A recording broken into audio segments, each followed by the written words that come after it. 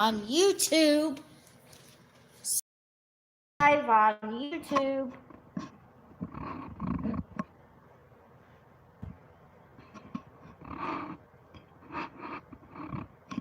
There, now you can see my TV. I'm gonna press the play. 00906 or order online at tagvisor.com.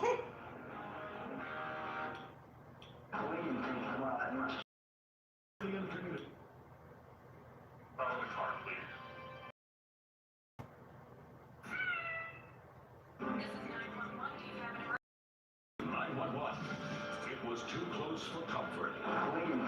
An Australian community joins forces by land, air, and sea to save a beached whale. We're only going to get one chance. Watch as over 7,000 people pull together for the rescue. Then, a 911 operator is a panicked mother's only hope for her dying child. On Rescue 911.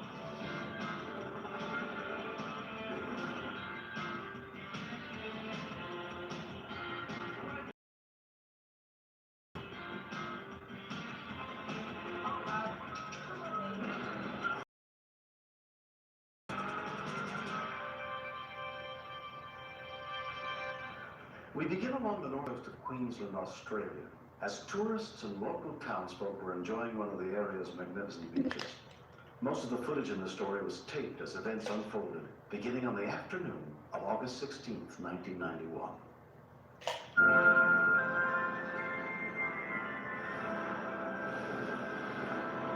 That afternoon, lifeguards I saw this whale cruising along 50 feet offshore, no more. And he just scraped his belly on the bottom and got washed into shore. Some people were bystanders were trying to rock the whale, rock him off the sandbar. It didn't work at all.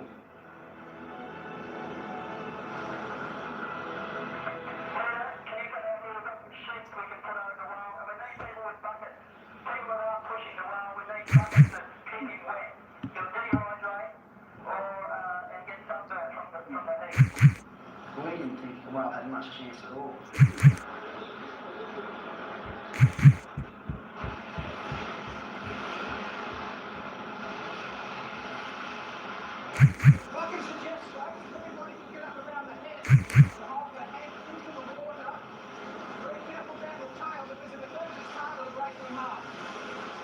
My initial thoughts were that this animal has very many chances. Chris Warner, the curator at Underwater World, was the first expert on the scene. We had a hot day. We had a tide that was going out. It's getting hot. It's getting burnt. He was in fairly serious danger of boiling his own blubber unless something was done. Chris called in the Marine Rescue Team from SeaWorld, led by Rescue Coordinator Trevor Long. By the time they arrived, a large crowd had gathered around the whale. I was concerned for these people because I don't think they realised the potential danger that they had themselves in. The weight of the animal was 30 tonne.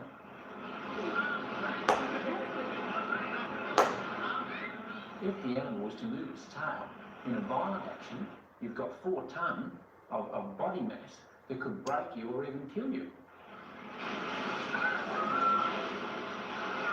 Together, the experts assessed the whale's condition. These animals come up for usually only one reason, and they usually come up to die.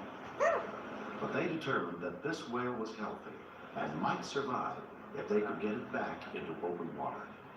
We've done quite a lot of work with the humpback as far as research, but getting one off the beach is another kettle of fish. We decided that we'd have to tow the animal off the beach to free it from the beach, and the only way we were going to tow it was with a large vessel.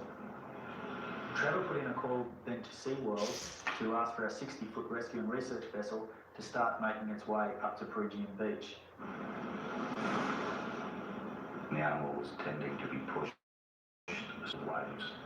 If this happened, a large wave could have rolled the animal and submerged the blowhole, and of course it would have drowned if that was the case. SeaWorld trainer Kerry Haynes-Lower took over organizing volunteers who worked through the night to keep the whale facing into the waves. We limited the shits to 30 minutes. People get very emotionally involved when they're trying to rescue animals, and particularly this one because he was so rare in occurrence, and they forget how cold they're getting, even with wetsuits.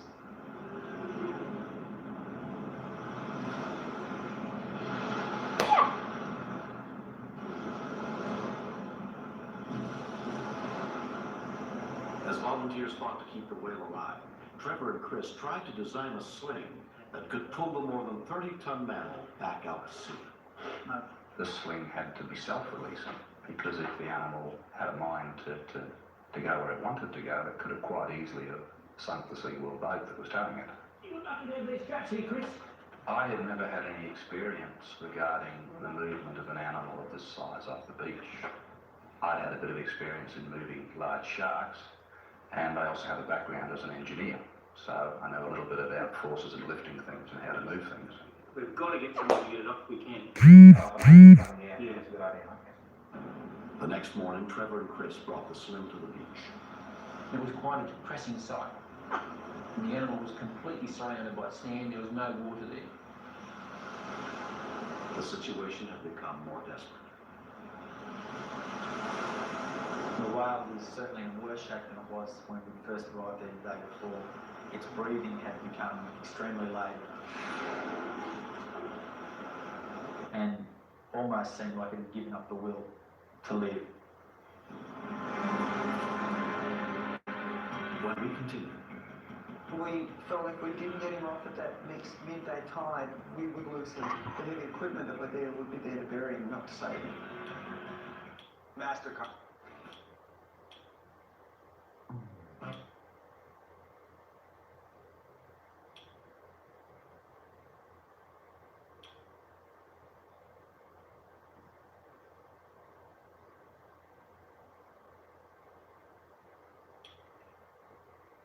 rescuers and volunteers.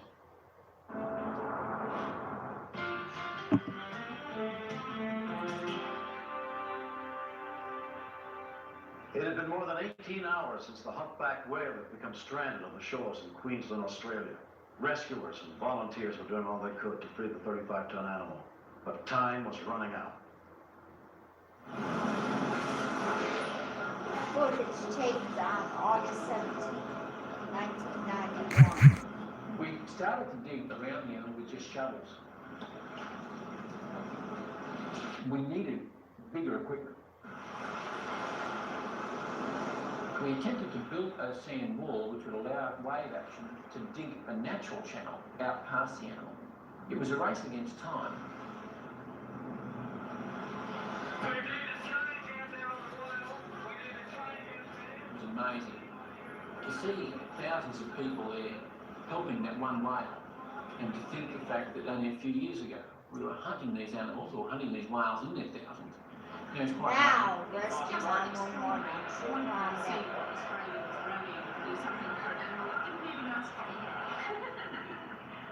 One chap, Next, he came up to me and he asked, "What do you want me to do?" And I said, well, more or less jokingly, I said, "Can you dig me a channel through the surf?" And he said, "I'll give it a good go." The next minute he was out there in the surf with his equipment trying to dig this channel through the surf.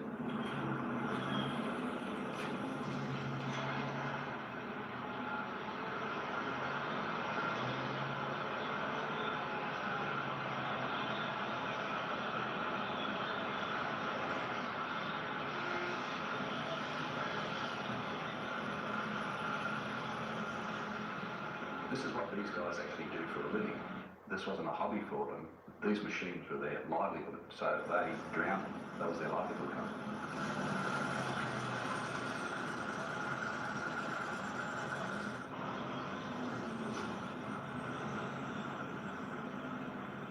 We felt if we didn't get him off at that next midday tide, we would lose him. That unfortunately, that the heavy equipment that were there would be there to bury him, not to save him.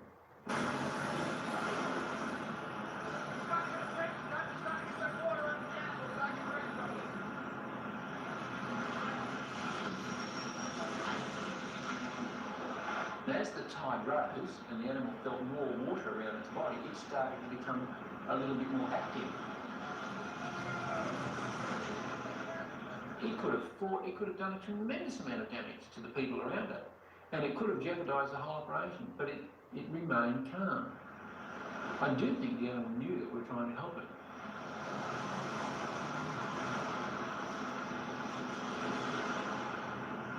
It was getting extremely dangerous. The waves were getting really strong.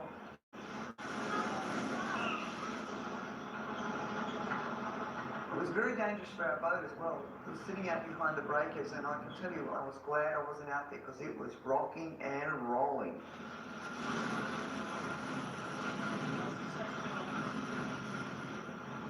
There was a window of opportunity that would allow us to free the animal from the beach, but it was only a very small time frame. We realised we were only going to get one chance.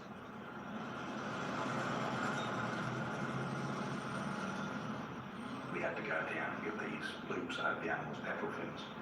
The current was that strong, it was actually pulling the mask off from the face underwater. It was a hell of a difficult job.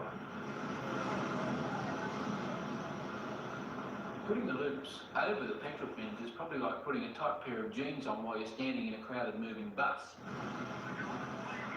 We all joined hands just to stop the slings from being washed away, because our feet were being washed away from underneath us.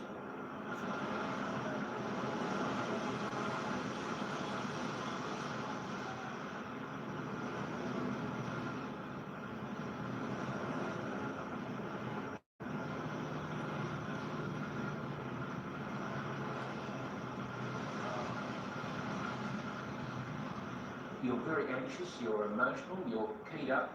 You've got people in the water holding the animal still. You've got another group of people which are holding the sling.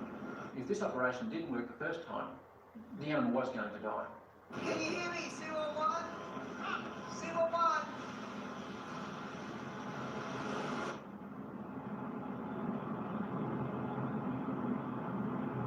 I remember being down under the water, waiting for the boat to take up. Thanks for using locast.org, the nonprofit that makes local over-the-air broadcast available to everyone.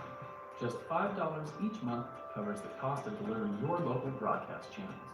Please help Locast by becoming a member today. The slack on the road. It seemed like an eternity until the road actually came tight.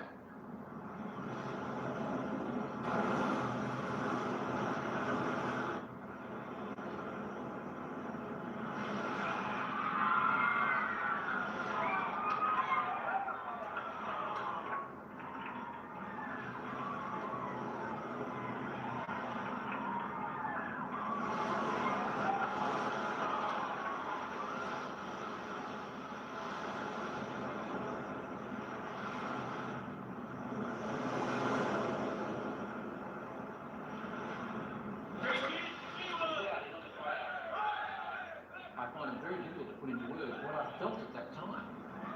I had tears in my eyes, and I suppose there was another part of me that was saying, geez, you can't stand and cry here on the beach in front of all these people.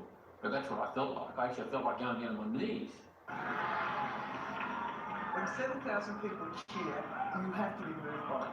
I looked around, I saw Trevor, he had tears in his eyes, I had tears in my eyes, I turned away. We had the Minister for Environment, he turned around, I was looking straight at him, he's crying, he runs up and hugs me. You feel like running around and hugging 7,000 people.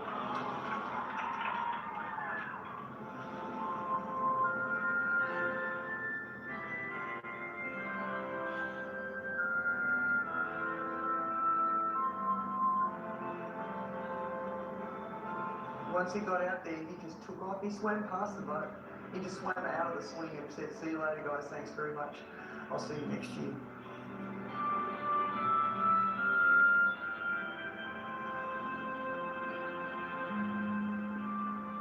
Months have passed.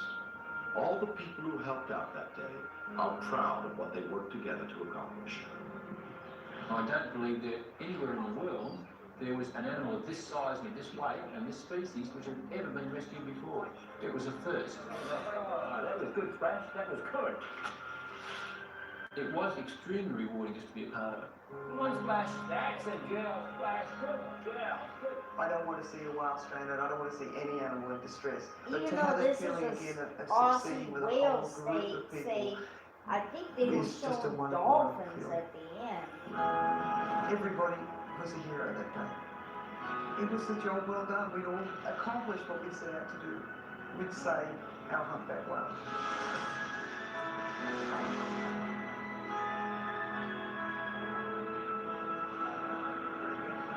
As humans, we're always mucking up this planet.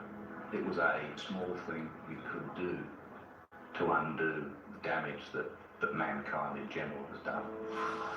If this attitude can be developed, not just towards whales, but to all animals, we might just reverse a few of these trends towards the destruction of the planet.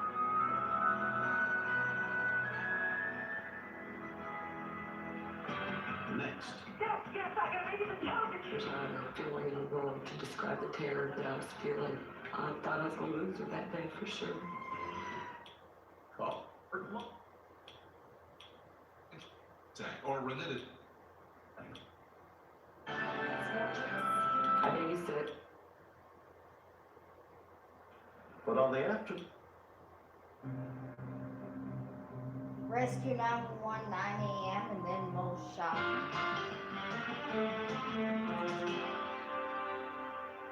Most of us would do anything to protect the people we care about most. But on the afternoon of June 5th, 1992, at her home in Indianapolis, Indiana, Lisa Smith found out that love is not always enough to keep them safe. Looks like you're having I a babysit picnic for outside. Indiana during the week. And on this particular day, I have my 4 children and the babies. Look like her After they got done children with lunch, plus I brought the 2 babies in the house and sent the older kids on out to play. Who's that? Uh-huh. To Grover. Where? I don't see no dog. Mindy said that she had a potty. You have a potty? We started potty training about 2 or 3 months. And as a reward, I was, Good girl. Look what you get for going on a potty. Yeah, sucker. Good sissy one. Good. Here, sit down here.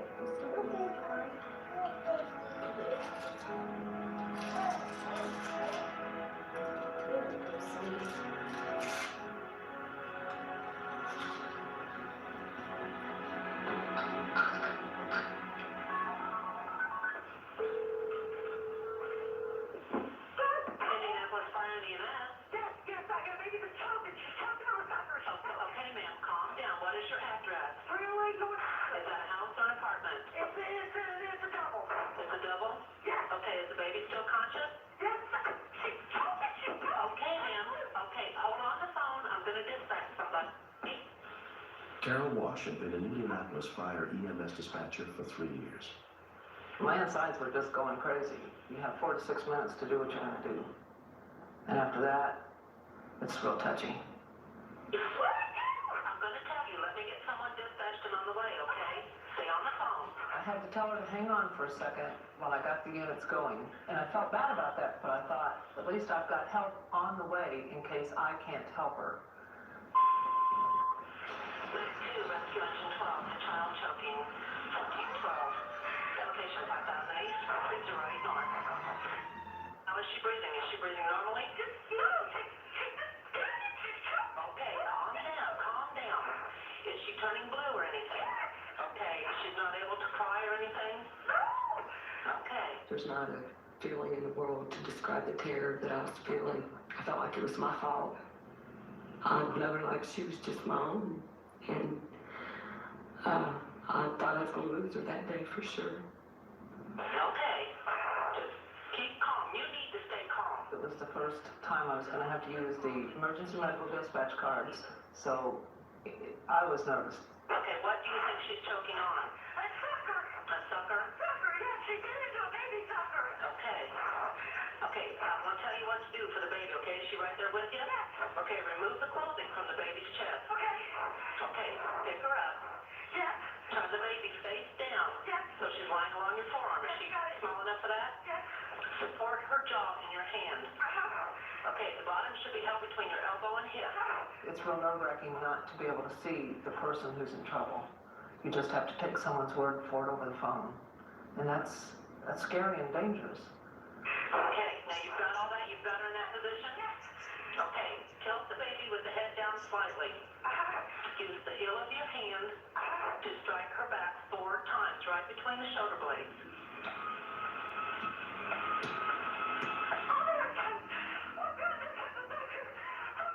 On the 4th thrust, the sucker just flew out of her mouth. I was just so elated that she was alive, you know.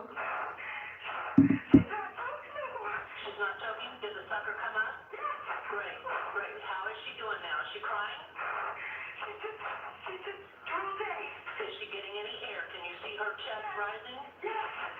Okay, great. All right, just lay the baby down. Keep her real still. Okay, ma'am, great. Okay. Bye-bye. I'd never saved anyone over the phone, so it was a new experience for me. And I sat back in my chair, and then I looked around the room and I said, I just had a save. Within 3 minutes of the call, the Indianapolis Fire Rescue Unit was on the scene, led by Mark Oster. When we arrived, I had one of the firefighters check out the baby, and there was no visible injury. Yes, turned all blue. She started to cry quite loudly, so we knew everything was completely fine with the baby at that point. The sucker had become lodged in Mindy's throat when the stick it was on broke. I had no idea that a sucker could be so dangerous. After this experience, I don't allow them in my house. I don't allow my older children to have suckers, period. I already knew CPR, but I didn't know the Heimlich maneuver for infants. I think that's something that every babysitter, every mother in the world should know. The Cox family is thankful for Lisa Smith's action that day. I think she did great. And to tell you the truth, I think she's the only babysitter we had in a long time that I trust.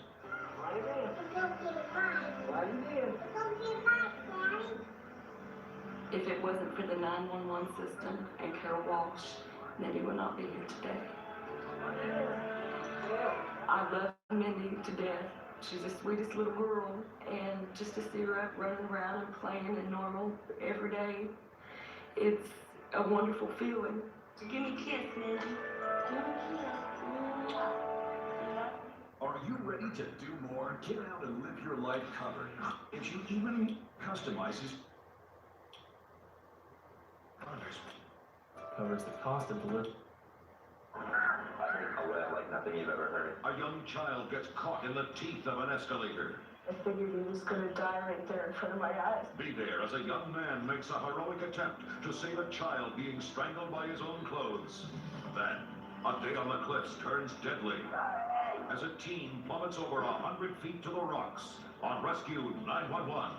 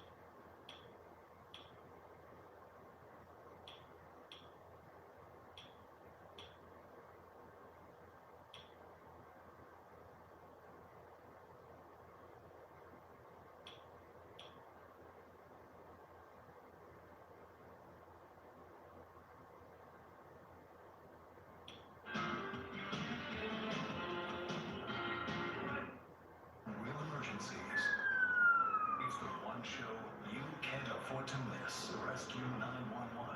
Next on True Crime Network.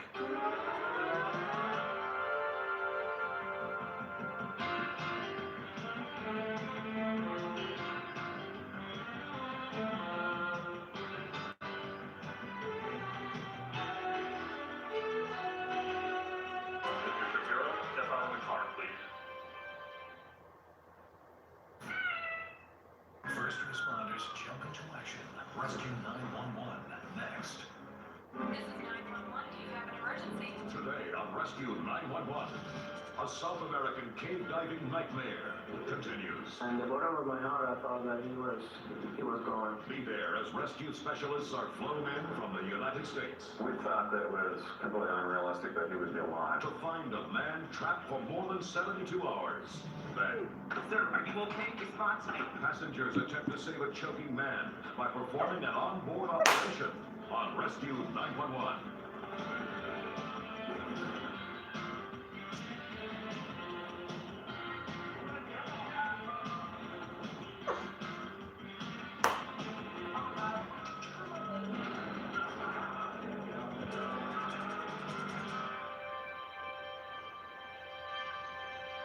While diving in an underwater cave in the jungles of Venezuela, Gustavo Badillo became lost somewhere deep below the surface. As soon as it was light the next morning, his friends drove to the nearest town and called everyone they could think of for help, including the owner of the dive shop where Gustavo worked. Hello? I have some experience in cave diving, but I've never done a rescue. I just wasn't trained to do it. So right away, I called a friend of ours in Florida. Well, I knew that if anybody was the person to do it was Steve. Steve Gerard is one of the most experienced cave divers in the United States. This is Vivian Dragocoin from Caracas, Venezuela. We had She wanted me to come down immediately to help find him. I can come down if you want me to. I had no idea where in Venezuela that it was located. There's a lot involved in getting ready to go down to where you are. A friend of Gustavo's, Leo Calagaro, who had done some cave diving, heard of the accident and flew in to make a rescue attempt of his own.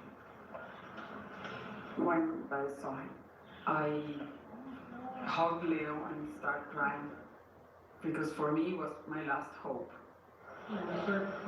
Era un amigo. He was a friend. He was also a human being. I had to do something for him. By this time, it had been more than 24 hours since Gustavo first entered the cave. Guy that came back out.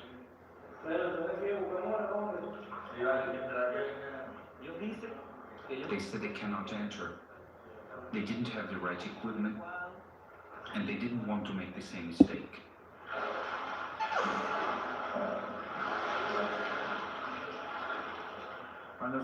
When I came out, everyone was upset.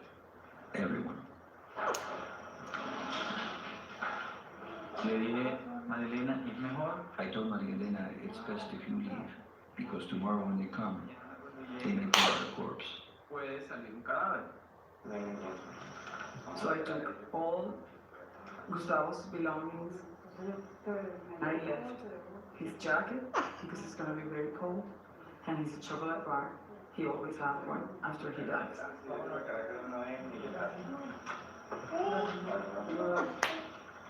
I said, this is it. It's over.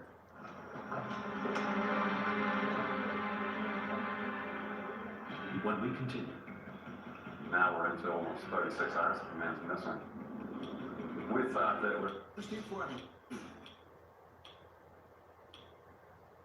Hello, go on ahead. 140.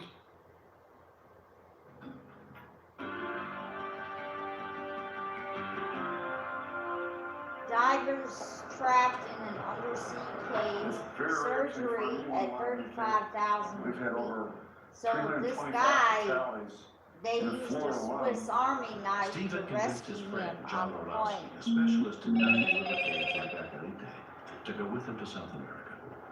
Well, if he's been in 50-degree water for that length of time, you have to realize he's hypothermic and probably dead. In my mind, I was going to Venezuela to do a body recovery.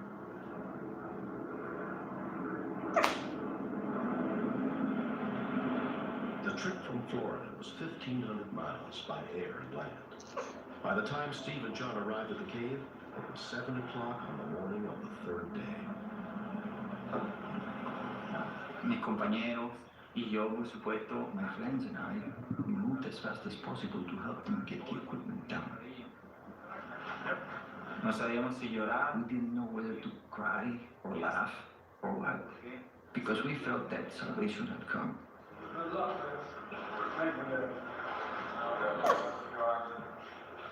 The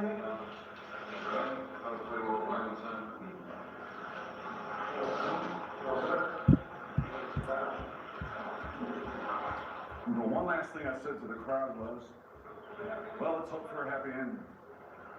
Okay. Now we're into almost 36 hours that the man's missing. We thought that it was completely unrealistic that he would be alive. You couldn't see anything. You could barely see your hand in front of your face.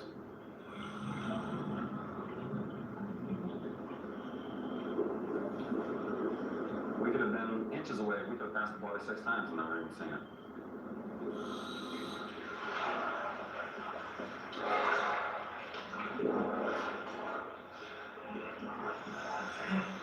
Steve said at that point, "I'm gonna just sit here for about 2 hours and go out and tell Rick we'll find him. Because we're not gonna find him in this." But it was like, okay, we're here, we have a job to do, let's get it done, and get the hell out of here.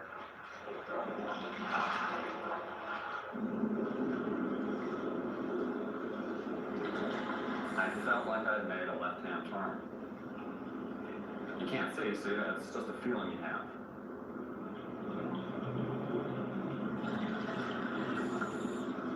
I saw a light flashing.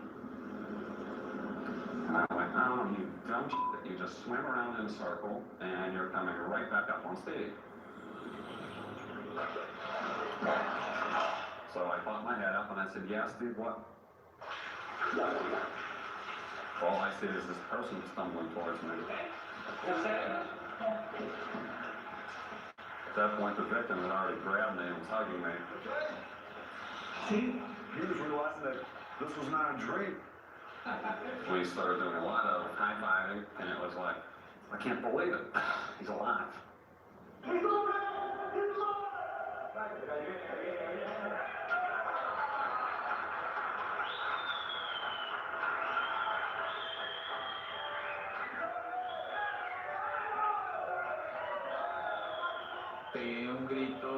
let out a scream that was heard, I'm sure, several kilometers away. I felt at that moment so incredibly happy. Super feliz. I'll never forget that one long. It was like from a movie, seeing that. Apparently, Gustavo had gotten tangled in the guide rope and became disoriented while trying to free himself. I kept swinging through different passages. I was thinking, why is this happening to me? My legs. It was difficult to swim because they would fall asleep from the cold. Time passed, I'm not sure how much. I practically couldn't feel my body. I saw the water, how it turned white. I thought the angels had come for me. And I said, oh my God, heaven is English and the angels are English. Gustavo and their wife did a foolish thing. They went to this cave without having the right equipment or really knowing how to do it correctly. Gustavo Badillo was treated for exposure and dehydration and released from the hospital that same day.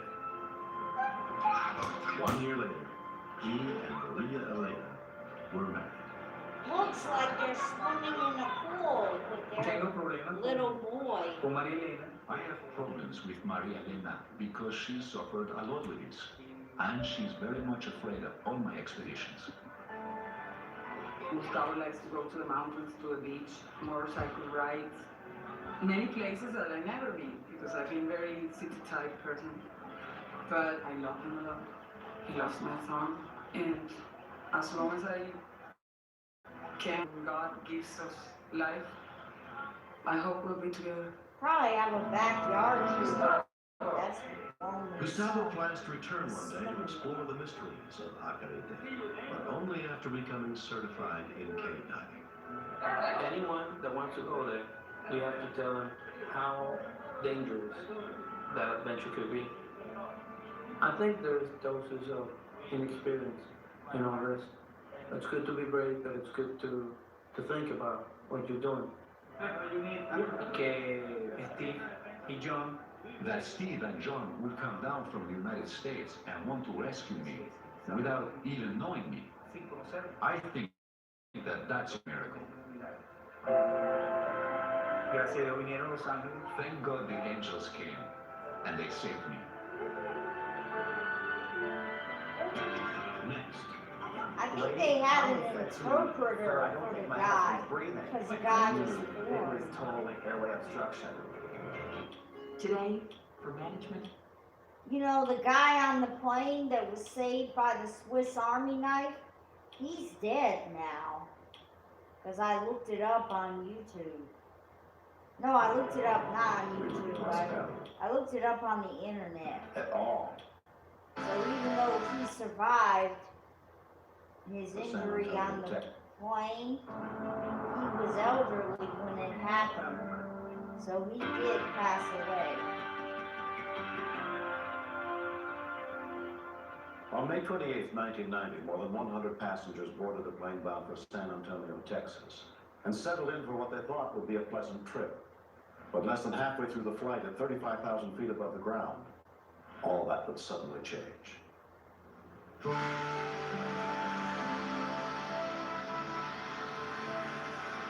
The co-pilot on U.S. Air Flight 179 was Leonard Jessup. For me, I had 39,000 hours of flying time at that point. I never had any type of emergency at all in my flying experience.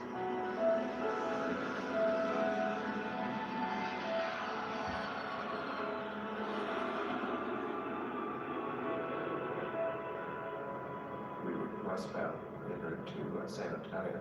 We were probably about 100 miles east of Memphis. The plane had leveled off at 35,000 Now feet. rescued on Meals were being served, and flight attendant Dan Matthews was passing out beverages. anything with lunch today, sir? I was serving a passenger sitting with a window seat, and the lady in the row right behind him calmly said to me, "Sir, I don't think my husband's breathing." He was darkish gray, kind of hunched over. He was not making any motion. Ladies, I need you to up and out of your seats right away. I'm looking for the symptoms that were taught in our initial training. I knew it was total airway obstruction. Sir, are you okay? Sir, are you okay? Respond to me. Respond. Using the skills he had learned in his flight training, Dan immediately began performing the Heimlich maneuver. Respond, sir. Doing good. Keep going. Still, are you sure it's still blocked?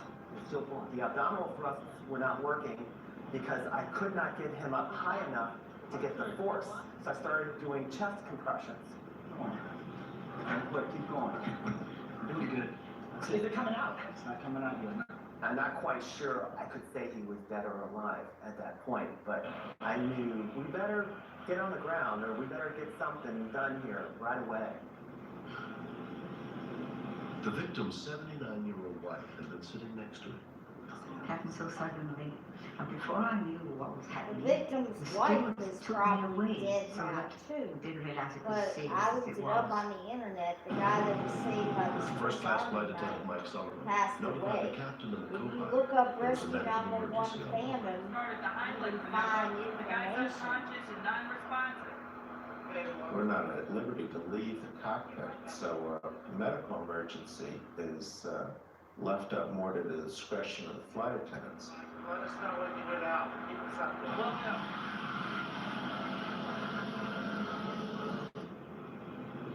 do. Up ahead, there was a commotion on the airplane, and I turned to Eddie and I said, "Eddie, I think something's going on up ahead." I said, "I'm gonna go up there and see if I can help him out." Fine with her. I'm a doctor. Doctors Eddie Sanders and Charles Plotkin, two anesthesiologists, happened to be on board. I gave several attempts at a Heimlich maneuver. Didn't feel as though I could get anywhere. It had been 4 minutes since the victim's airway was blocked. So I said, well, if he's choking, the Heimlich doesn't work. I figured a back slap would work well for him. But we did that, and the situation didn't change at all. I did a quick finger sweep. There was nothing there, and I attempted mouth to mouth. Try to give it another breath. Okay. I can't move anything. Wasn't able to move any air. That is not characteristic of successful mouth-to-mouth ventilation. I should have the sense that I could breathe easily from my lungs into his. Tried to check the pulse on the patient, a carotid pulse, and felt absolutely nothing. Okay, he's still not breathing. He was about as blue as a pair of blue jeans. He was totally lifeless. If this guy had been in my operating room, I would be really worried. I'd be calling out for help. They were more than 15 minutes from the nearest airport large enough to land the plane. We're running out of time. We know what needs to be done. We don't have the equipment. You have to move some air, or nothing is going to be successful from this point on. And at that point, I said, okay, we're going to have to cut this man's neck. We're going to have to get a surgical airway. Eddie, we're going to do a surgical airway. Give me a knife. Somebody got a knife. I need a knife. Does anybody have a knife? There was not a moment to wait. If I don't do this, this man is not going to make it. He's going to be dead. I have nothing to lose here. From somewhere on the plane materialized the Swiss Army knife. Open it for me. Give me the big blade, please. There's no time to sterilize anything. If the man lives to get an infection, you've done a great job. Hold him real still. Okay, I got it, right there. We're gonna have to put something in here, Eddie. We got a pen, please, a tube of some kind. We asked for a pen to give us some ability to provide a little bit of oxygen to this patient. This one, quick. Please take that apart. Give me the bottom part, please. I held my finger in that hole. But as I did that, I felt something against it, and instinctively I just pushed it. The obstruction came out his mouth, and it appeared to be a very large, partially chewed piece of meat. He began to breathe a little bit, and it appeared that his heart had restarted. And then I'm faced with a whole different problem, and that's the problem of bleeding. It's something I had not anticipated. It just started coming out, and it came out in a big gush. More blood than I've ever seen, and I work in an operating room every day of my life. Crossed my mind at that point that we had saved him from the initial problem, but he's now going to bleed to death.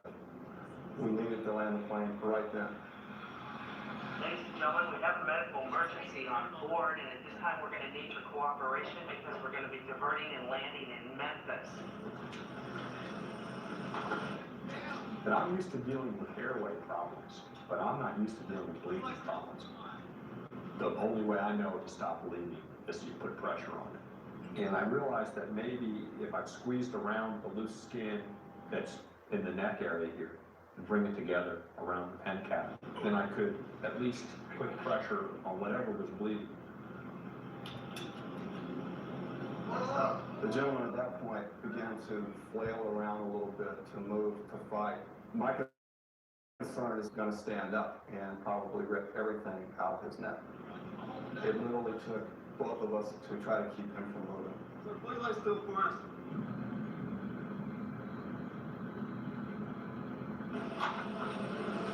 Oh, guys, down.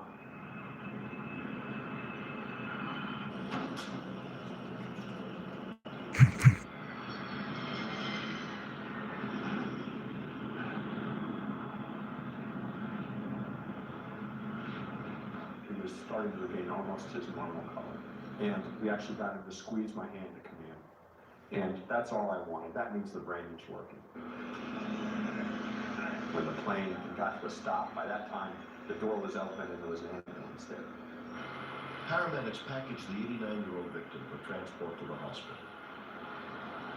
We were able to get the man out of the airplane very quickly. The paramedics carrying him in the stretcher with my hand still on his neck, holding the pressure until we got to the ambulance. And at that point, I could not hold my fingers like that anymore. I couldn't. They got to the point where they're so tired, I couldn't hold the tight pressure. When I let go, there was no bleeding. En route to the hospital, Dr. Plotkin spoke with one of the paramedics. I said, do you come out here often for these sort of things? He says, usually it's to come out and get somebody off the plane, but usually they don't survive. And I kind of felt a little bit good that time, because I said, well, not today, not with this man, okay? This man's going to make it. After it was over, there was just this tremendous rush of emotions and utter amazement that we're on the flight, we're side by side. This happens, we both see it, we're able to respond as a team. It's one of the most incredible coincidences that I could ever imagine. Jack Sykes completely recovered. 2 years later, back on that day from his home in Yorkshire, England. My last memory was that I was dying, but I wasn't in distress, I wasn't in pain, and I felt if this is dying, well, there's nothing to it. Jack will never forget the two strangers who saved his life. I haven't spoken to them, but we had correspondence with them, and I'm deeply grateful to them, deeply grateful. Jack continues to enjoy the things he loves most in life. I've asked myself many times what I was saved for, what is there for me to do? I think sometimes there's nothing for me to do, and then I think, yes, there is. I have to keep my wife happy. We've been married 44 years, and are we still happy? Yes, 100% as we were when we got married. You know what it says, Jack? Wales, a small country, has literature which is among the oldest in Europe. Oh, every night, before I go to sleep, I say, I love you, in case I die in the night. So that you'll remember that my very last words were, I love you.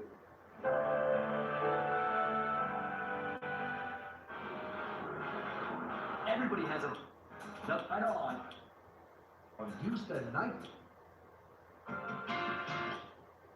MC to save a beached whale. We realize we're only going to get one chance. Watches over 7,000 people pull together for the rescue.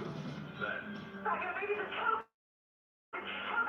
911 operator is a panic. I already put this episode of Rescue 911 up on YouTube.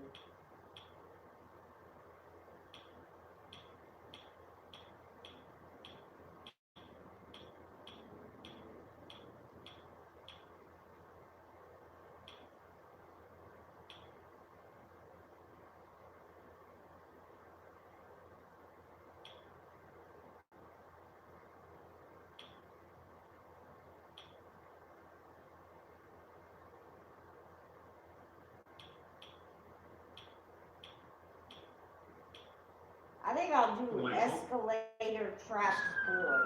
It's the one show you can't afford to miss. Rescue 911. Next on True Crime Network.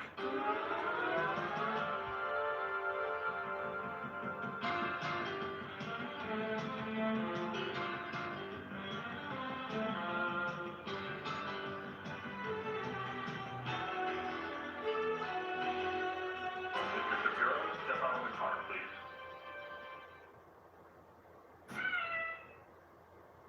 First responders jump into action. Rescue 911. Next.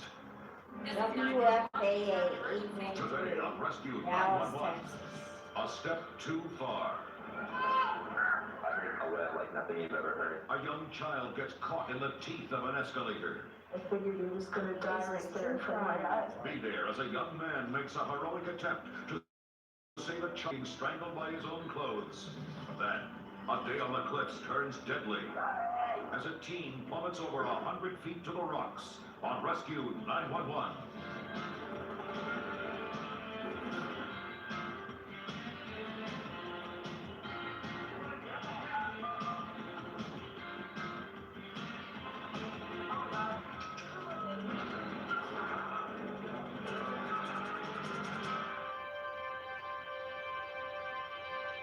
On January 20th, 1993, in Calgary, Canada, Stephanie McIntosh and her 3 children had spent the afternoon shopping at a mall. Instead of taking a cab home, she decided they would ride one of the commuter trains. No one was more excited than her 4-year-old son, Michael, who, like many boys his age, loved trains.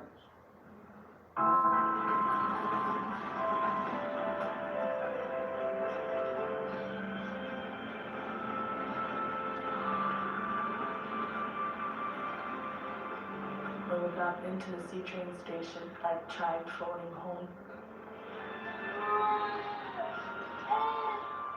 Rebecca and Taylor were right beside me, but Michael's always kind of running ahead, and he's a handful.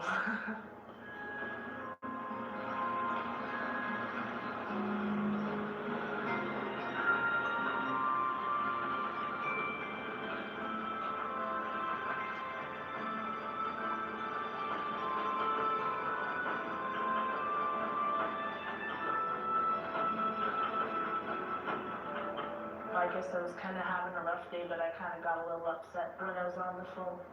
I didn't know he was on the escalator.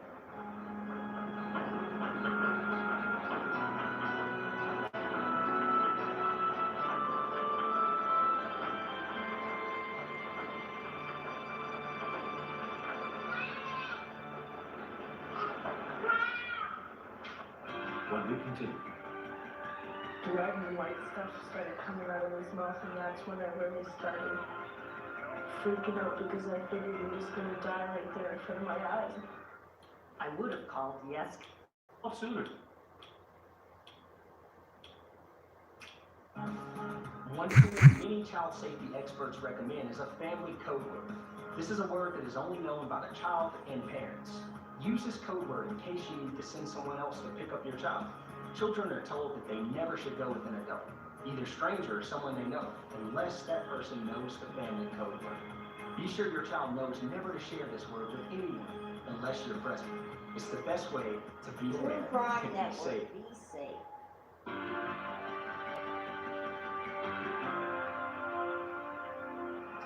18-year-old Nathan Gray was on his way home from work. I walked towards the escalator. There was a young child laying at the bottom. I heard a wail like nothing you've ever heard. All his clothes had been pulled into the bottom of the escalator. I tried to yank him free, but I didn't move him an inch. I was walking across from the phones and I heard Michael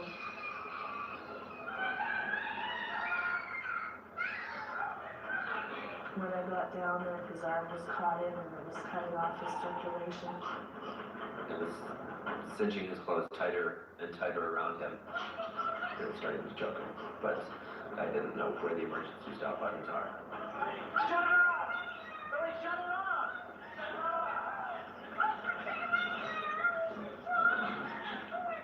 Once it was off, I tried to pull him some more, but it was just no use.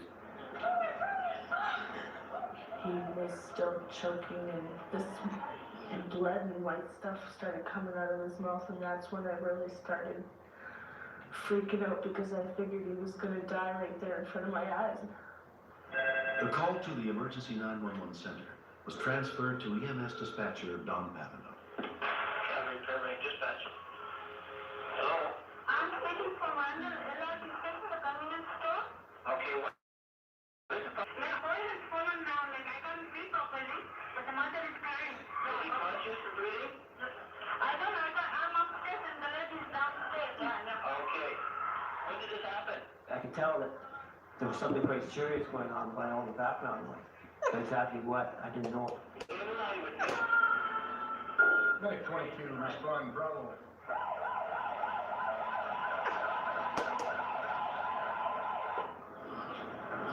His face had turned a very deep purple and blue with a lack of oxygen. I pulled out my pocket knife and tried to cut his jacket free, but the clothes were pulled so tight that I could barely get the knife underneath it to cut. My heart was being ripped apart.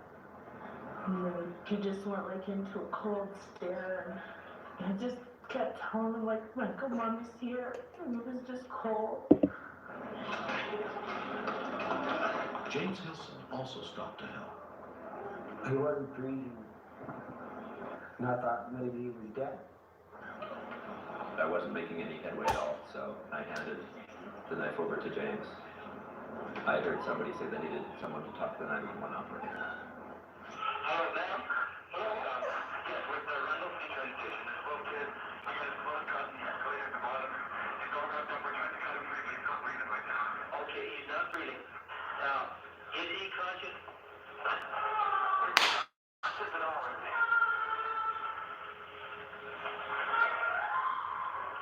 Hello? Not sure what we can help. No? No. I've only been in the dispatch room for 3 months, but I've been a paramedic for 13 years. It was hard because you want to jump in there and do something for the young lad, but you know you can't. I want you to go down and check on his breathing for me. Okay. Let's do that now and back to the phone. All right.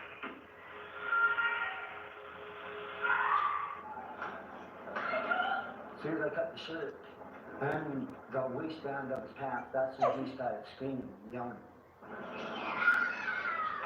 It's the most beautiful sound I'd ever heard. I felt almost 100% relief because I figured even if he had brain damage or something like that, like at least he was still alive. So we still couldn't get him loose. Within minutes of the call, the first EMS unit arrived, including paramedic Doug Lewis. Nobody apparently had seen what had happened.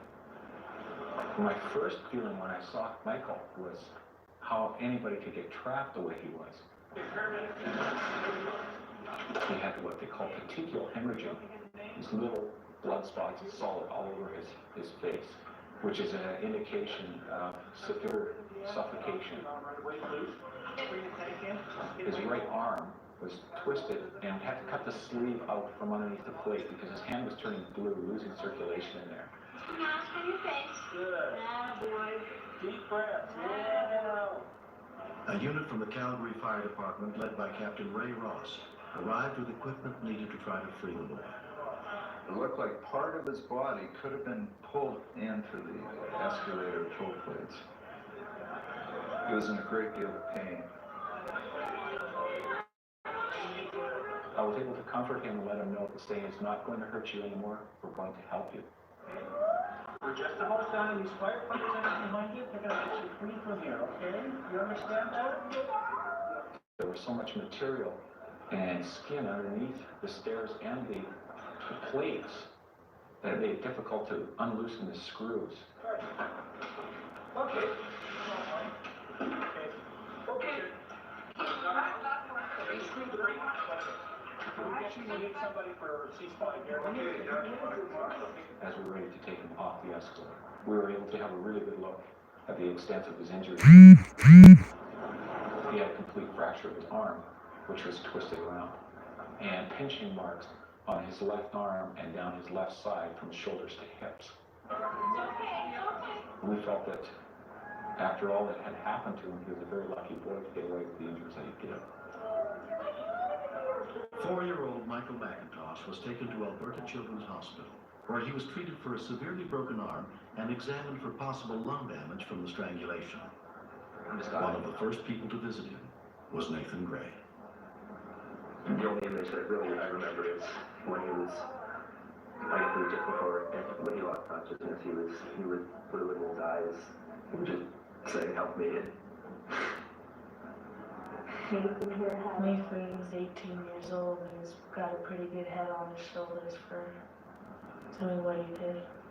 I just couldn't express enough things to him. If he wouldn't have been there, Michael probably would have died. Now he's playing in an indoor pool What I would say to going any down parent slides. is if you have children and you know escalators are around, certainly be careful with them. Make sure that they don't have any dangling clothes. Take them by the hand and make sure that they understand that it is potential to be very dangerous. You said, stay where your mom is. And dad. He's Now not too we're receptive to me walking these days. I don't outside blame in him. the He snow. remembers the situation every time he sees me. But I received a phone call a day or two ago, and a little voice on the other end said, "Thank you for saving my life," and it was just, it was nice to hear. Next, We climbed and climbed. I personally myself started getting a little bit scared. I'm sure the others did too. We wanted to prove to each other that we can make it up the hill. Hi, I'm John Fiorentino, inventor of Activities.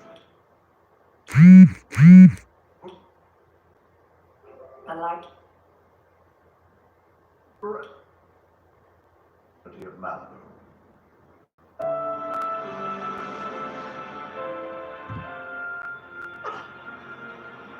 Jody and Jeff and me, we were very, very close. In very few lifetimes, they're close as friendship as we have. We're like brothers.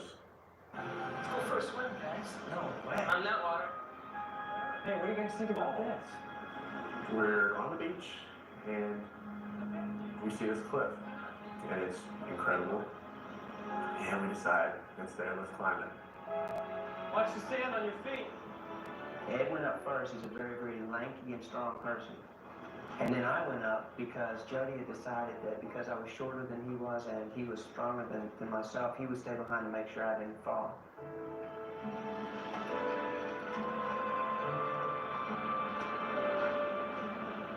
It was really, really easy at first. There was no problems, and we climbed and climbed.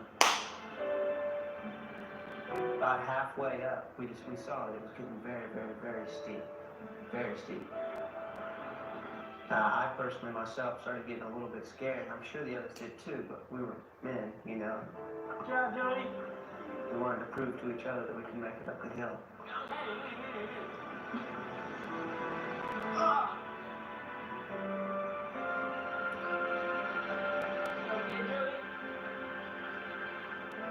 I make it all the way up to the top, and Jeff wanted to take a picture of Jody. So I went to the other side to look at the view. Hey, Jody, smile! I looked back down at Jody, and Jody had absolutely no fear. He seemed very, very in control of the situation.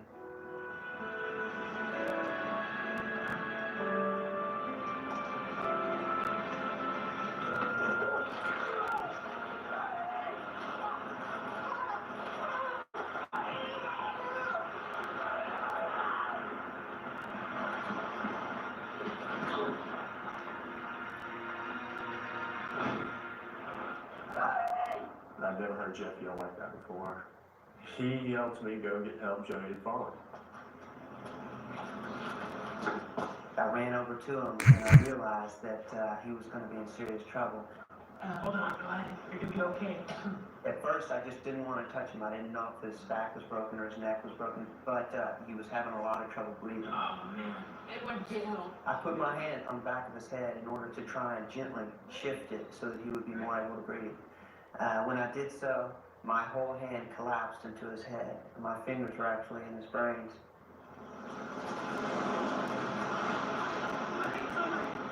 Ed found lifeguard Bob Ingersoll, who happened to be patrolling the beach just a few hundred yards away. As I came upon him, I could hear his breath was occluded. It was very raspy. The way he was breathing was possible he had internal injuries. His condition was one of the worst that I'd seen. He needed to be taken to the hospital immediately. There was no time to waste. Back with just got thrown off the rocks. Sort of in no breathing pattern. In the back of my mind, I thought he might die. But I didn't want to believe it. I wouldn't let it surface to the front. LA County paramedics were on the scene within 10 minutes. We got a head injury. I've never realized how much Jody meant to me. I never realized how much I loved him. I never realized what friends actually meant until the medic basically said, this kid's probably going to die. A rescue helicopter from the Los Angeles County Fire Department arrived within 12 minutes. Among those on board was paramedic Robert Fuller. The best location for us at that point was some distance from the patient. We knew that we had a situation that we refer to as a scoop to the run. Okay, guys, what do you got? This guy, he was broken up.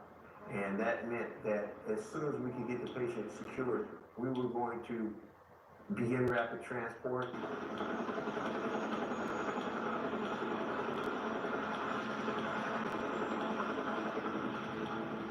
Jody was rushed to Westlake Medical Center, where a trauma team was awaiting his arrival, including Dr. John Kaderka. Me arrived in the emergency department. This guy was a mess. He had low blood pressure, he had a weak, thready, rapid pulse rate. Pressure, 60 millimeters. He had agonal respirations, he had obvious head injury where he was unconscious. He had massive chest trauma, he had fractured ribs on both the sides. He had a collapsed lung. This is probably one of the worst trauma patients I've taken care of in several years. I didn't think this guy stood a chance to live. 19-year-old Jody Nolan underwent more than 8 hours of surgery. during which his spleen and part of one lung were removed and numerous broken bones repaired. When his parents, Alice and Truett, arrived from Texas, they found their critically injured son in a coma. He's received some major injuries to his chest and his abdomen. I was very nervous about going in to see him for the first time. Didn't know what I would see. I knew he would be on the respirator. I knew that my son may die. And I kept trying to get some reassurance from the nurses, you know, the doctors. Is he going to make it? Do you think he's going to make it? Is there any way he can make it? And of course, no one could assure us of that. And that's a terrible feeling. Jody, can you feel my hand? Squeeze it if you do. I told my wife that Jody was running the race of his life tonight, and that he may not win it. And we had to prepare ourselves if he didn't make it. Jody, oh, you got another letter today. Looking at my brother, the thoughts going through my mind were, oh my God, I'm going to lose someone else that's really close to me. And I thought about my family and my parents and what it would be like to have 3 in a family instead of 4. Your big Bronco's at my house, and I adjusted the carburetor for you. Either my wife or my daughter or some of our friends was by his side at all times, and we kept talking to him even when he was in the coma. We felt that if he knew we were there, then he wouldn't leave us.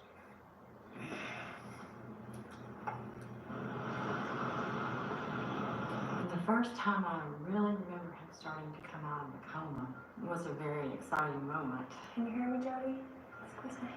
This was almost 3 weeks into it, and it was like there's a light at the end of the tunnel. After months of intense rehabilitation therapy, Jody has resumed a full active life. They told me I'd been in this big fall, and I barely even remembered I was in California.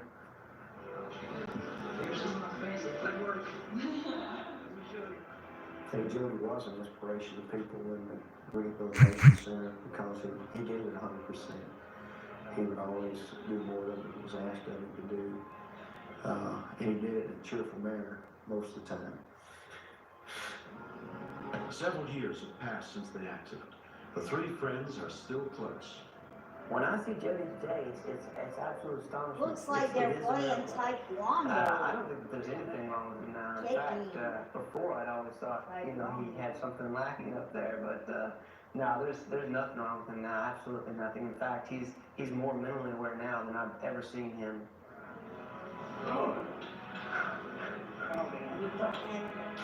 When I think about people that helped me down the line, and there was a lot of people. You know, I like to go and, you know, hug and kiss every one of them and say thanks. You know, I can't repay you, but anytime you need me, I'll be there for you.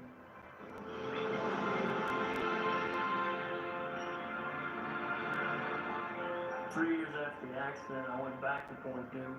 I felt a part of me was back there, was pulling me back. And so I felt it was time for me to go back out there and see it. There was a sense when we drove away that we were putting it behind us, and that it didn't have to be the center of our lives anymore, that we had made it through. It's a new beginning. I ended one chapter of my life, and now it's time to start a new one. What you are about to see. Easy. Knives.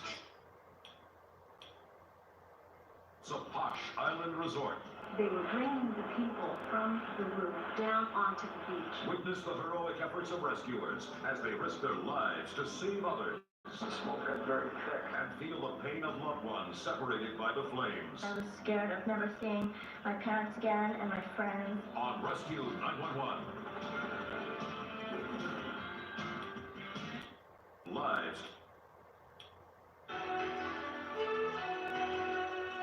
Mr. Bureau, step out of the car, please.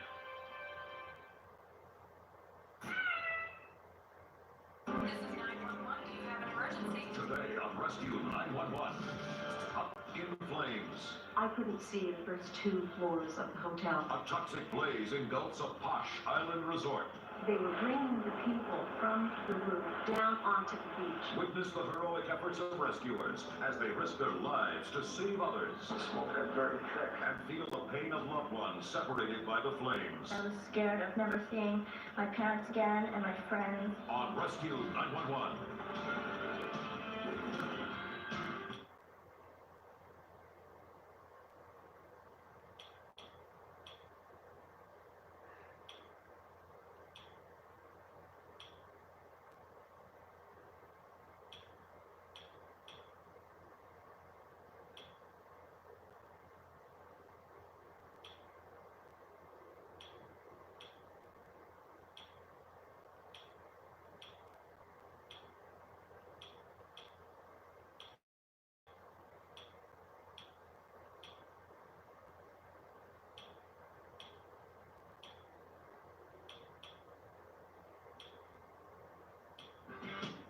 This offer expires New soon, Year's so Eve don't fire forget to at a call or Puerto go to the Rican website, hotel. everbladelifeknife.com. That's Up in flames. I couldn't see the first 2. Mr. Shapiro, step out of the car, please.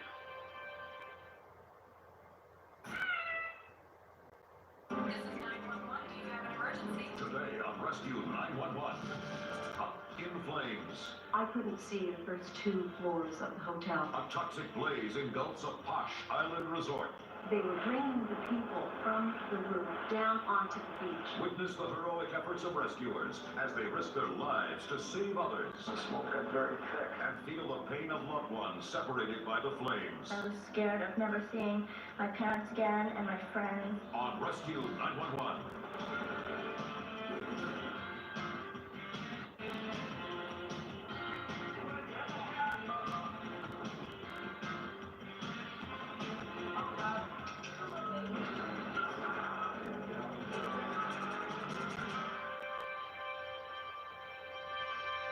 On the last day of 1986, the plush Jubon Plaza Hotel in San Juan, Puerto Rico was booked to capacity with American tourists. Hundreds of people were packed into the casino on the second floor when tragedy struck. Most of the footage you'll see was taped as a desperate fight for Now, life Rescue began. 911 on True Crime. Because it was New Year's Eve, Next the motion. casino was closing early. And so I said I was going to go in with some of my friends and fight for a while. John Benevento and his family had come to San Juan to spend Christmas vacation sunning and gambling. My friend Pat Massaro was on a losing streak, and so we walked out. And as we walked out, black ball of smoke and flame shot across the staircase, making it impossible to go down that staircase. We backed into the casino. John was trapped. His wife Joan, unaware of the fire, had just let their 2 young children go back up to their hotel room. I was on the beach faced away from the hotel, and I smelled something very odd. And by the time I got up off the chair and turned around, I couldn't see the first 2 floors of the hotel. There was thick, black smoke, so thick that I just couldn't see Footage the taped hotel on at all. December 31st, 1986. I ran across the beach yelling, "The kids are inside, the kids are in there." And there was nothing I could do. I stood there literally thinking, I'm going to stand here, my children are going to die. When we continue, It was like a bomb going off, and somebody yelled that it was the hotel on fire. And at that point, it looked like a war. We've all been there. All of us. And I know. Right. From quote to Like Valentino. a fire had exploded across the room.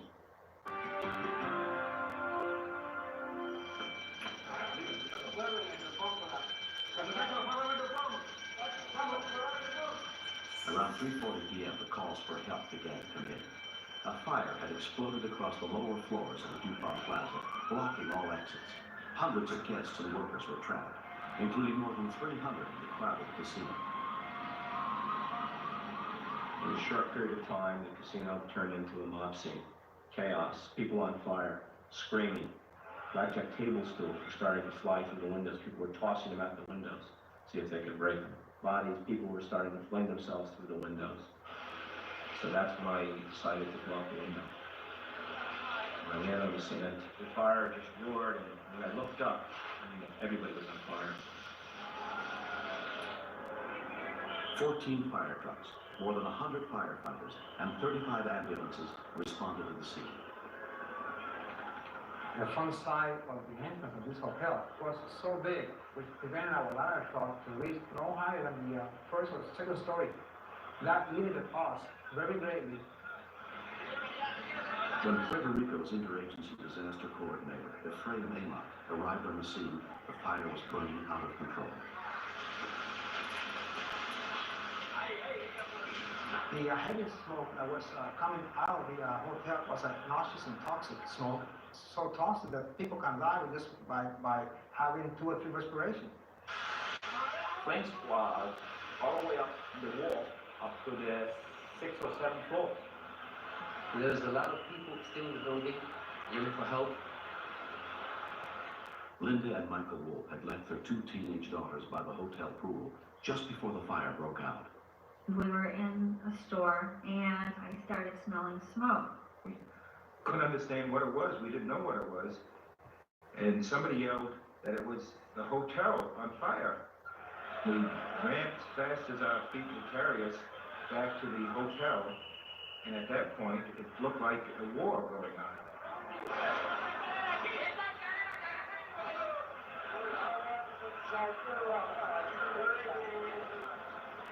We saw people laying down by the pool, bloody and screaming and crying. And then we looked up and we saw the people at the hotel windows trying to get out. Our minds were on our daughters, and I was praying that for once they didn't listen to me because I had just told them to go upstairs. And that's where we saw an acquaintance of ours. And he told us, oh yes, he had just seen the girls walking upstairs to the room. Inside the hotel, people were beginning to panic. Dense smoke funneled up the stairwells and elevator shafts, driving people out to the balconies and up to the roof, including fitness instructors Nick Busey and his wife Bonnie, then 6 months pregnant.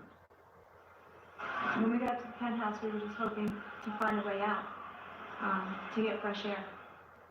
There was a lot of smoke coming up different sides of the building, and what people were trying to do was just hover to one side to the other side as the smoke came up. While on routine patrol, police helicopter pilot Julio Colon spotted the smoke rising from the hotel. I saw people coming out to the roof. By that time, I was thinking those people getting burned there, and I don't believe I can do anything. The roof was not built for helicopters. There was not even enough space between the elevator shaft and the edge of the roof for a safe landing. With only a few feet to spare between the blades and the wall, Julio landed precisely on the extreme corner of the roof. Bonnie Busey was among the first 6 women and children taken in the small, overloaded chopper.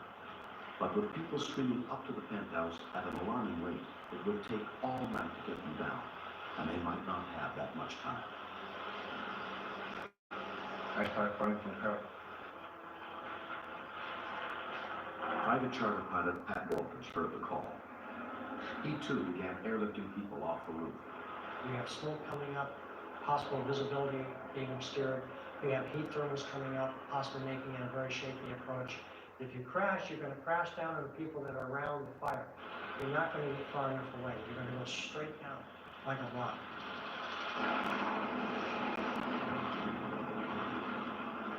I expected Nick to be right behind me in the next helicopter. 2 or 3 helicopters came in, and my husband wasn't there. So I was getting a little bit worried. Police officer Oscar Arroyo volunteered to be dropped on the roof to help organize the rescue. There he found Nick Busey.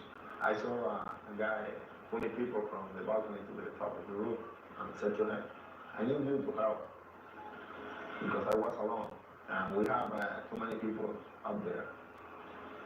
He answered right away, okay, no problem, I stay with you.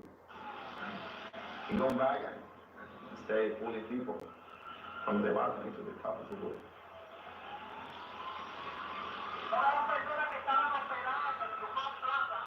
They wouldn't let you go anywhere near the front of the depot. There were hundreds of people just lined up, watching the fire, watching what was going on.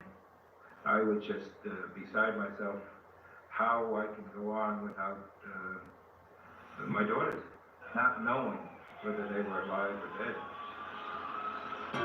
When we continue, I thought about my children. Where are they? Were they in an elevator? I was just praying that somebody would find them and help them. attention. If you Yeah, I just... plan from Colonial, starting at just nation.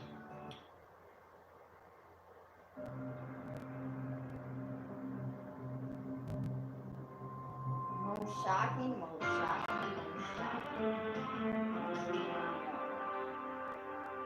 Many people had already been rescued from the, but the fire was still out of control.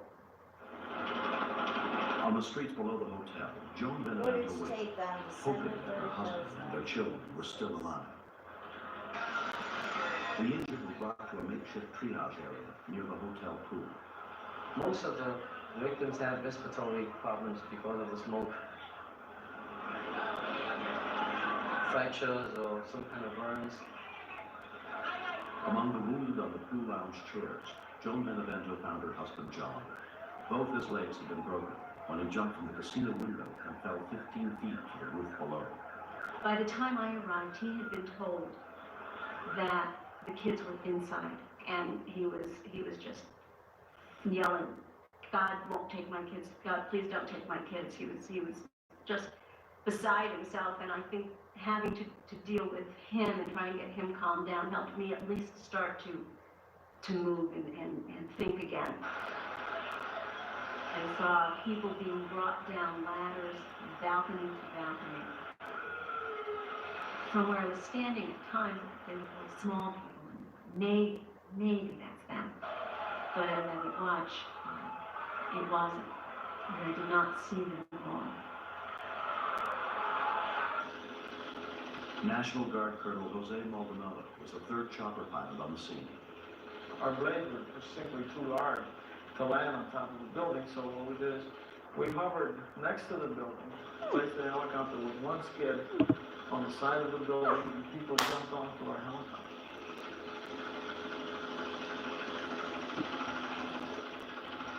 The smoke columns and the heat columns coming up jolted our helo. Sometimes it would just take us off. The smoke got very thick. I was afraid the fire was going to progress through the building.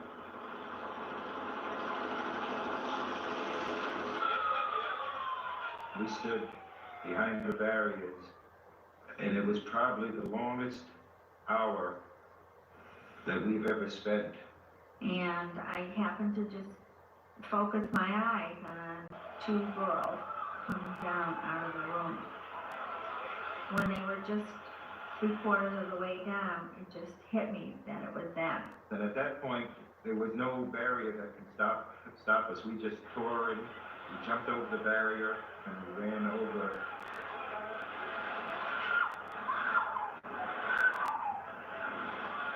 All four of us were holding on to one another, crying, and just a very joyful reunion.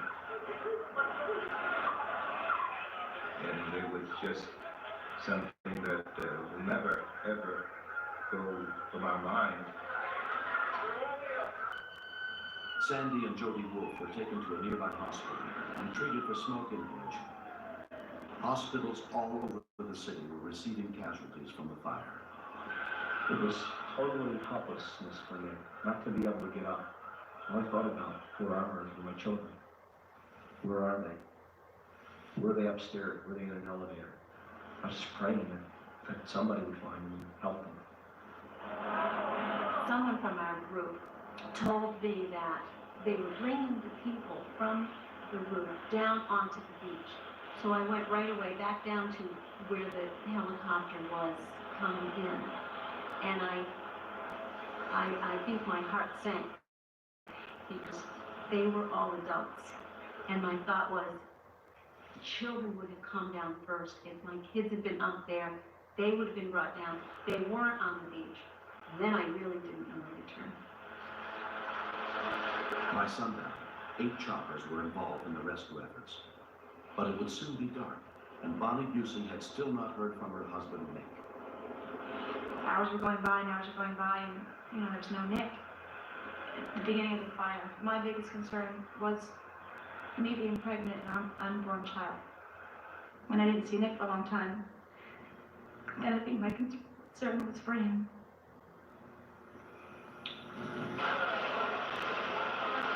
As soon as I was assured by the firemen that they had confined the fire, I sent people with self-contained breathing apparatus to make sure that nobody was still there desperate and looking for help. I found the first body almost at the entrance of the lobby. I feel sad, because those people were innocent people that died right there. I hadn't seen Nick for about 5 hours, and I didn't know where to look. Our friends were staying at a hotel nearby, so I finally got to that hotel and went inside. And when I walked through the doors, that's when I saw Nick. It was just a very happy moment. After helping more than 150 other people get off the roof, Nick Busey got into one of the last helicopters himself. The helicopter rescue was over. There were no more people being brought down. He's thinking the worst things imaginable. Now you're thinking of them dead. When I just had no other places to turn. I thought I saw some movement up in the balconies. And as we came across the street and got a little closer, could see that in fact there were people on a balcony. And a little closer, I could see that someone was carrying someone. A little closer still, and that person was a little person, and then the dark hair, and then I saw that it was Brandon. 7-year-old Brandon Benevento had been kept safe in the 14th floor room by a couple who did not know him. Someone was holding me back in the crowd because I was trying to get through, and I'm sure they probably thought I was some crazy person.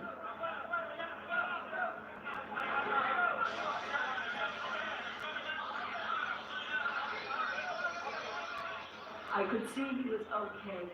Just all of the commotion after all he'd been through was very upsetting to me. I was checking to see if I could find Chandra.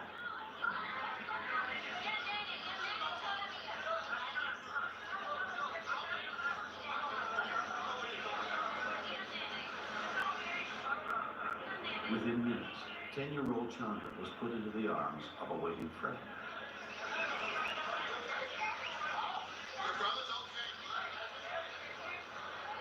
Chandra had been kept with her brother by the same couple. Her father was the last to hear. Somebody came screaming over. They found him. Kept saying, "You sure? Be positive. It's my children." I was so happy to see them. It was just an unbelievable moment. Only when he finally heard that the children were safe would John Benevento allow himself to be transported to a hospital for treatment. It was probably one of the most happiest moments of my life. To come out of that building alive. The next day, the bodies of 98 people were removed from the charred hotel. Arson investigators determined that the fire had been deliberately set. Hotel workers involved in a labor dispute had thrown a lit can of flammable material into an empty storage room. They were subsequently sentenced to life in prison. There was a lot of gloom. The whole city took it to heart that there was a disaster. And still, they saved so many lives. Hundreds of men, women, and children were rescued that day. Nearly half lifted off the roof by helicopter. Those helicopter pilots were unbelievably tremendous. They were the best that anybody could ever ask for at the time that you needed a pressure person. In the past 3 years, Looks like Nick they're Busey doing has gotten many gymnastics awards on for a his bravery trampoline. that New Year's Eve. Within a few months of the fire, Bonnie gave birth to their first child. When Megan was born, Megan, a couple I'd years have to say, later, doing probably the gymnastics. happiest moment of her life. She was doing Our baby was trampoline, healthy, Bonnie was healthy, doing a 4-year-old. which is all I want. And thank God things worked out for as many people as it did. Wonder if they have a foam pit at that gym. And this guy's playing President of baseball family with has his gone on with their kids. lives, but John lost a lifelong friend, and the fire is still a vivid memory for Brenda and John. I was scared of death, and I was scared of never seeing my parents again and my friends at school. It was nice that my brother and I were together, though. That was the good part about it. My dad was in the casino, but what I didn't know is if he had escaped. And when I saw him, I was just so happy. I didn't know where he was or anything. I was just so happy to see him. I think it's been very hard for John. I think what these people in that casino John's went playing through, I think billiards, he pool saw some sights with his boy. that I wouldn't want to see in a movie. You look back and could I save some of my friends? If I didn't run on it, would I have died with them? And to this day, I just miss them. A lot of times I think of all the people that died in this fire, and I think how lucky I am that I'm not even hurt. I'm lucky we're alive, all of us.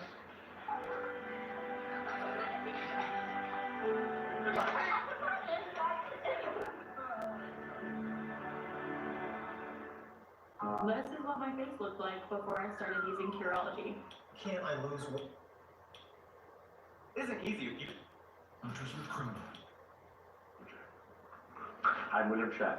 Join me next week for more true stories on Rescue 911.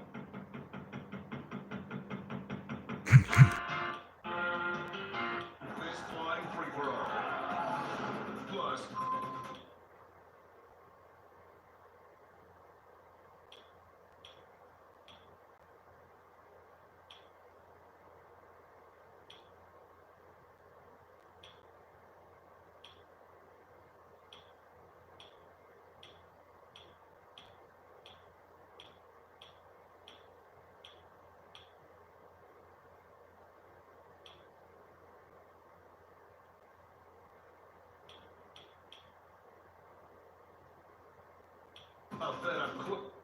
her killer. That thanks to the good folks of Raleigh.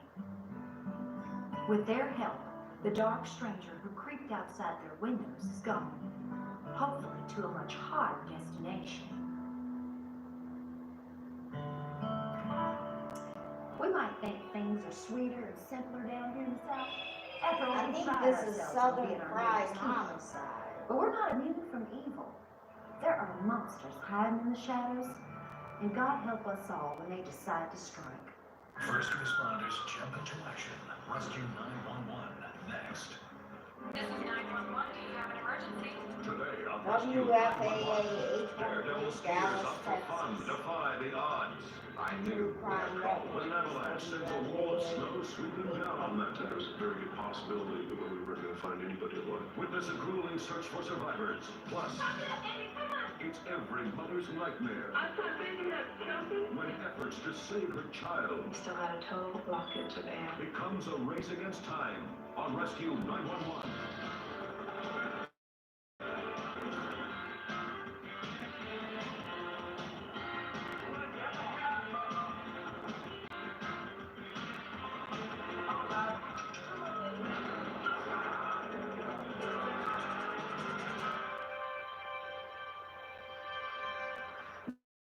We begin early on February 19th, 1990. Before leaving for the snowy mountains near East Lake in Utah, 21-year-old Todd Van Buren had told his parents of his plans for the day.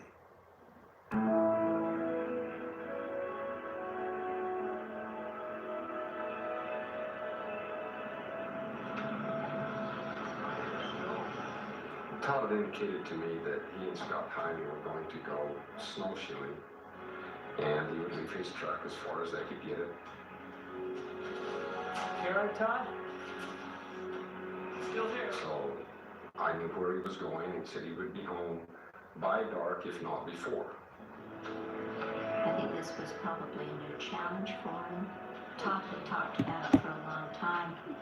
If there was some good hills, they wanted the skis there so they could ski down and tube down.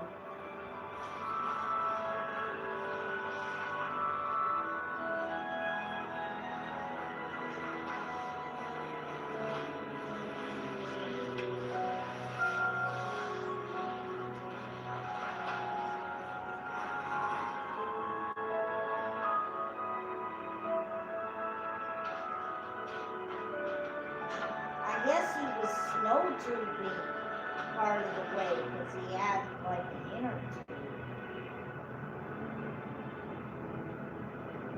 Skiing in the avalanche.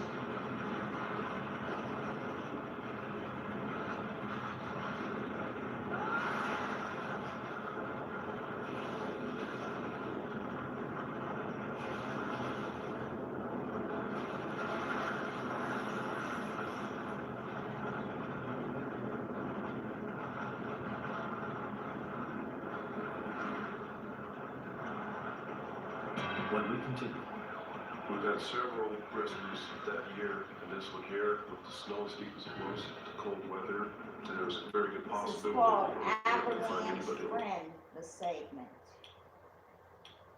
So let's review.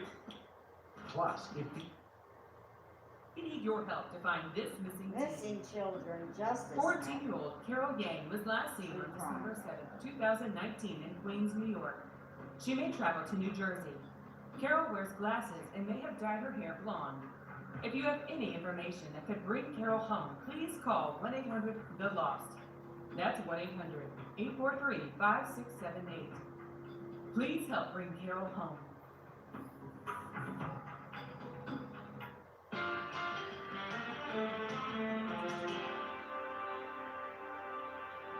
Scott Heine and Todd Van Buren were hiking 8,000 feet up the side of a mountain in an isolated area when an avalanche sent a wall of snow sweeping down the mountain toward them.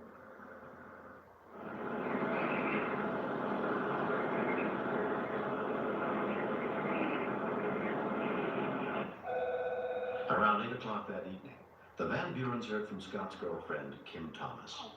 Yeah, have you heard from I called Todd's parents and spoke to his mother, and she said they were beginning to get a little worried. I was scared of the fact that maybe there was something really wrong. Todd has always been very conscientious about where he was going, when he was going to be home. I just had the feeling that, let's go, but we know where he's, see if we can find the track.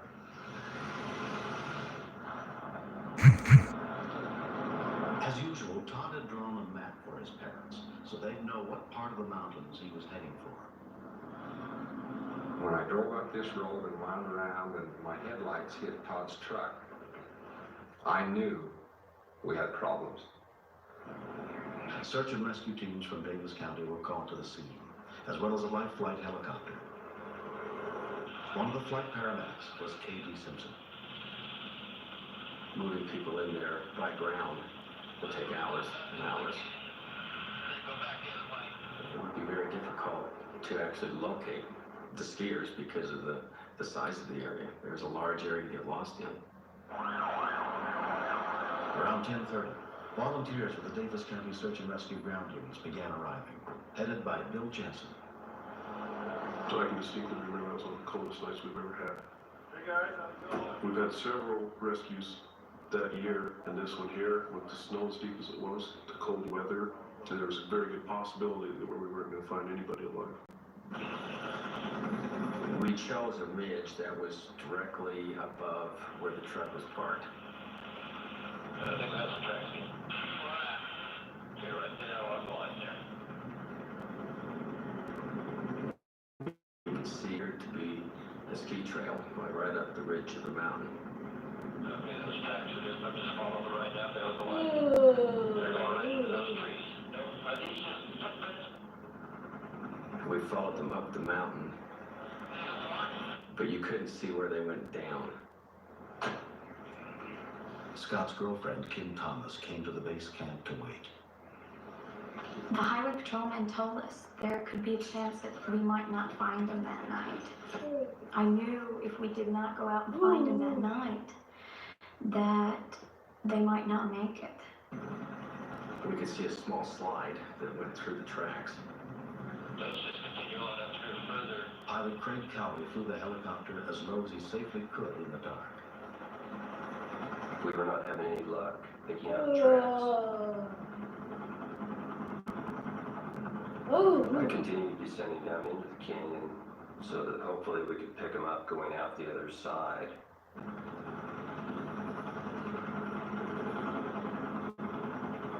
I just happened to spot some movement. But we got two individuals out here. Looks like they're in power of the canyon. One's waving at us, very no business name, and the second one. Jeff 4, what kind of landing zone do you It tore me apart as a father. I love my son very much. And if anything would happen to him, it would be like part of my life was gone. We were looking for a landing zone and there was nothing close. Skier injured in avalanche. Todd chokes on the marble. The overloading can be a very dangerous situation. If any of us make a mistake, somebody's slips as they're getting out, they could drag us in the mountain, our legs could hit something. It can be a very disastrous consequence.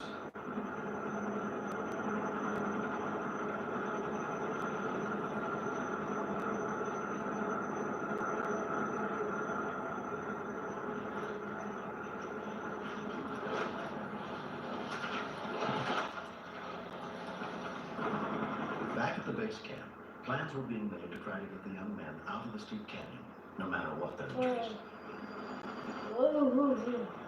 It didn't seem that we were that far away from the two victims at the beginning, but it ended up taking us about 40 minutes to get to them. We immediately started looking at the one that was injured, which is Scott. And it was obvious that he had a broken leg. They were very hypothermic. They had been wet, and that the clothing had frozen. Hey, tell me what happened. We were skiing down a slope. When I came down to Scott, after the avalanche had stopped, that's when he said that his leg was broken. Todd had splinted Scott's leg with a ski pole. Then they began to make their way slowly down the mountain. I dragged him for about 4 hours like this. By that time, I was totally exhausted. I fell backwards into the water. It felt like it was 20 below zero. We just started cuddling up together from there, trying to conserve each other's body heat. As you look down into the city where we was at, the lights were out there, and we thought, you know, here we are up here freezing, and nobody down there, nowhere up here. I believe they were to the point where they were beginning to go downhill, so to speak. Scott was scared, and he was truly afraid that he wasn't going to make it out of there. He told us that a couple of times. Additional rescuers were carefully brought in by helicopter 3 at a time.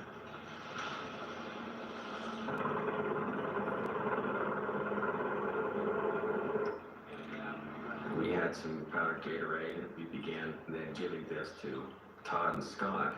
Here, we've got one fluid. After 3 or 4 cups, you could see it. Scott had been loaded into a Stokes basket, but the problem got him up out of the canyon to the helicopter. Volunteer Jeff Worsham coordinated the effort. Each step was really critical. The steepness of the terrain, how slick and wet it was, we knew it was going to be a lot of work getting them out of that area. Todd had to try to hike up to the helicopter. After I had shaken so long, my thighs and my hips were so tired that there were times when I couldn't even lift my own leg. It was like being paralyzed. The rest of the 15 individuals we had up on the side of the hill started working on carrying Scott across the side of the ridge line. My wife and I sat there and watched as that helicopter light departed the canyon and started toward the base camp, I kept thinking, who is on the helicopter? I was frantic. You want to hope that it's your boy that walks off there, and yet you feel guilty if it is. I had really mixed emotions. An individual stepped off the helicopter, and I could see it was Todd. The first thing he said to me was, "Dad, what took you so long?" And I said, "Honey, it's been a long night, and you're fine now." And that was just probably the most thrilling moment in my life, to have my son back and to know that he was okay. Reality hit when I saw him. I was glad that he was okay, yet I was hurting inside, not knowing Scott's injuries and that he was still up on that mountain. We'd been there for a long time, very, very cold, so we didn't know what other damage was done. We were very cautious and moved very slowly as we went up the side of the mountain. It took rescue workers 2.5 hours to carry Scott the few hundred yards up the hill to the helicopter loading site. At the hospital, he underwent surgery for his broken leg and was released after 5 days. When I was in the avalanche, on the way down, I thought I was gonna die. And I was telling myself, this can't be it. This just can't be my death. I've just got too much to do. I feel like I'm indebted to the rescue workers and everybody who's helped out. The amount of time they spent getting us out of there, I just feel grateful that they were there. Todd recently became a volunteer with the Davis County Search and Rescue Team. After seeing search and rescue handle the situation like they did, I've been on one side of the fence. Now I wanted to get out and help people that were maybe out there in the same situation I was in. If we did not know the general area where they were at, we could have searched all night and never found them. That's probably, in the order of things, the most important thing they did was to tell someone where they were going. They're playing basketball, Scott. He saved Scott's life. I just don't think I could ever imagine life without Scott. I have a lot of love for Todd. I mean, that might sound corny, but what he has done for me is something that words can't explain. I don't know if I'll ever be able to repay Todd. I hope I do someday. I hope I get the opportunity to prove myself that I'm just as good a friend to him as he is to me.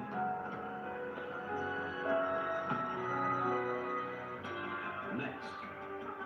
I was losing the battle against time. My baby is slipping away. Have you ever said this? I got septic. Why? You Waitress fees or late? so powerful, just scary. Here's the top. With NetSpan, you pay no interest In life-saving techniques. And twice we... Oh, get paid up to 2 days faster with NetSpan.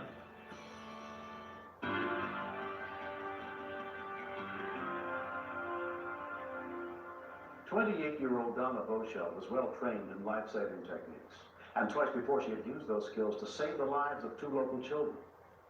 But on November 14th, 1989, one of Donna's own kids would desperately need her help. Donna had stayed in Norfolk, Virginia with her 4 kids, while her husband was overseas with the Navy. On that morning, she was home with her daughter, the youngest, 23-month-old Ryan. I was sitting at the dining room table looking through newspapers because I like to send my husband articles about what's happening with the Navy around here, or just the local news. The men overseas like to hear what's happening in their hometown.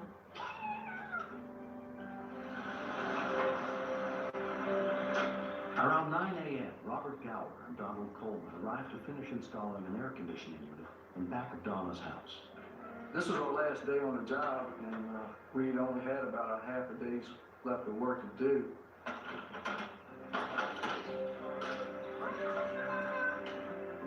Being a mother of 4 children, I seem to be able to tune in to what my kids are doing, even when they're out of my sight or if I'm not looking directly at them. The first thing I noticed was the baby reach up on top of the TV, and I thought he was just reaching up to pick up a magazine.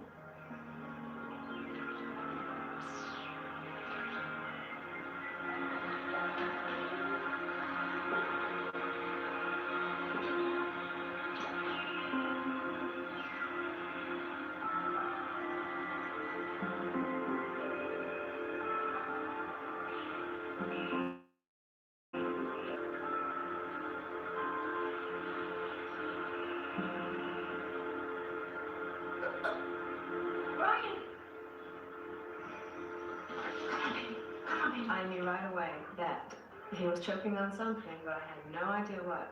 Mommy! Ryan! Cough it up! Come on, Ryan! Cough it up, baby! Come on! Ryan! Ryan! Come on! Ryan! Then there was no change at all. He still had a total blockage of air. I didn't see anybody, but I did see the contractor's truck. And then I thought, the Heimlich maneuver. Ryan! Come on, Ryan! Come on, baby! Cough it up, baby! Come on! Come on, Ryan! Ryan! Ryan! I was losing the battle against time. Come on, Ryan! Come on, sweetheart! Come on, baby! My baby is slipping away. Come on, Ryan! I definitely needed help. It had been 2 minutes since Ryan stopped breathing. I really didn't know what we could do. Thought I said, just go up there and try to do something. Neither of the men had training in first aid. Go down now, watch. Stop the police, Lieutenant Carrington. I thought baby that's choking. Come on, boy. See if you can feel something in his throat. I don't feel anything. Watch out. Is he not breathing at all? Then he's gonna be okay. Just calm down, man. As long as he's breathing, he'll be okay. Just stay on the line with me for just a second. I just couldn't look. I don't think I wanted to know if the baby had passed out yet. I just couldn't handle it at that moment. Come on, son. He was struggling for air. I mean, I could tell he wasn't breathing. He was just like gasping. And I said, I thought to myself, man, we got problems here, Oh, this will work, Dom. Come on. And then I thought, let's try this Heimlich maneuver. We try this. I didn't know how to do it, but I'd seen pictures of it done, heard people talk about how it's done, so I just tried that. Come on, boy. Stand up. Come on, son. That's not bad.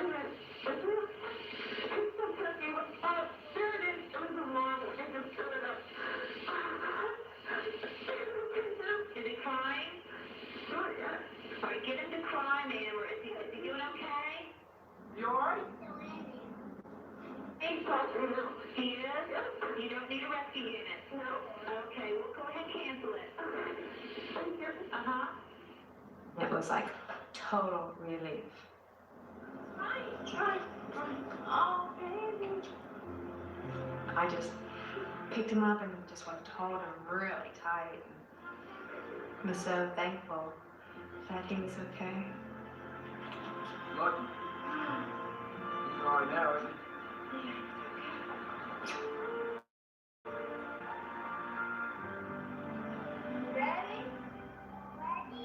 Ryan has suffered no ill effects from the incident. 3 months Now later, they're he seems to have swinging forgotten in all the about it. backyard. The whole event was The extremely mother and terrifying. 4 kids. You feel this Maybe overwhelming some of the kids responsibility were at to this school, child and who is looking Sarah, to you the daughter, to and make her it all better. brother Ryan And were at here home. comes a Maybe the situation other where 2 you kids can't were at make it all school. better. It was very overwhelming. Sarah and Ryan are very close, so she's always looking out for him.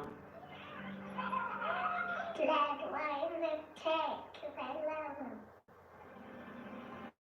I mean, it never crossed my mind not to help. I mean, how can somebody ask you to help her in a situation like that? How can you can't say no? I didn't have time to think about it really. I just ran up and tried to do what I could do, you know, or whatever I could do to help. I thought it was Now very Ryan's that they have done taking a training, bath. and I've been trained for 10 years. They didn't think twice about getting involved. They're very special men. They saved his life. If you are interested in learning life-saving techniques, contact the American Heart Association or the American Red Cross.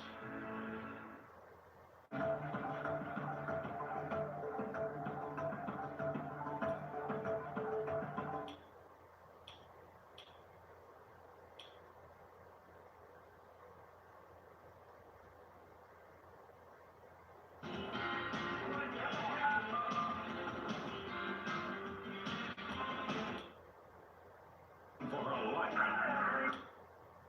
Child severely burned. This is 911. Do you have an emergency? Today on Rescue 911, a tragic accident. Just pushed off the chest, tried to I think it's a Leaves a sister child stop, severely drop, and burned. roll that they're advertising. But were her sister's heroics enough to save her? Plus, she was helping a neighbor. A man she'd never met. She was shot by a raper. No, she's fighting for her life. On Rescue 911.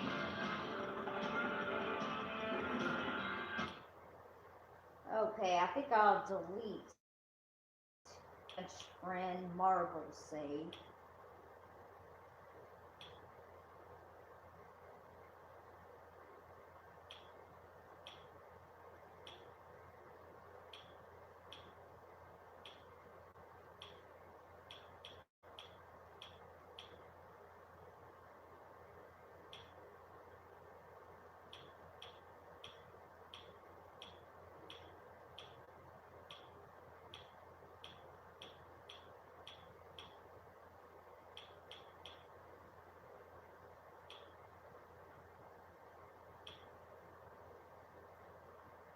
Boomer's Rescue.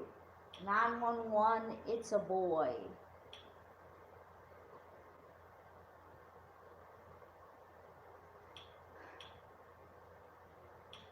I'll do sister stop, drop, and roll. I've been shot.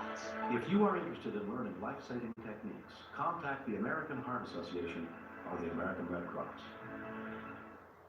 A 9-year-old reacts when her younger sister catches on fire. A woman is shot by a neighbor.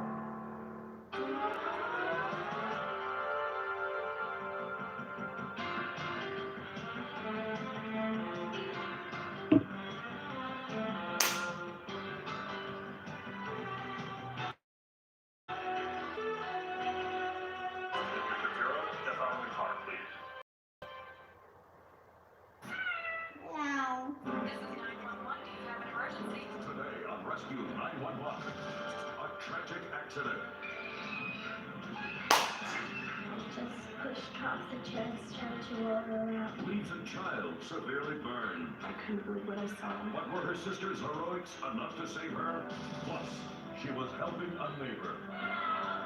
A man she'd never met. She was shot by a raper. No, she's fighting for her life. On Rescue 911.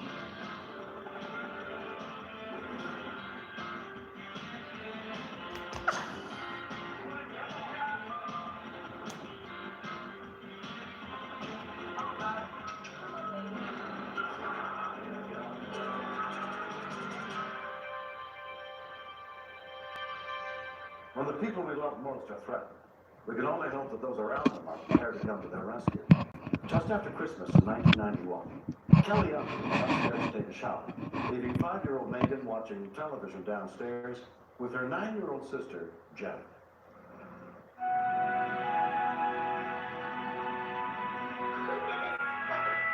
His belly button. I'm hungry. We were just watching cartoons and I decided to make some oatmeal. So I turned on the gas on the stove.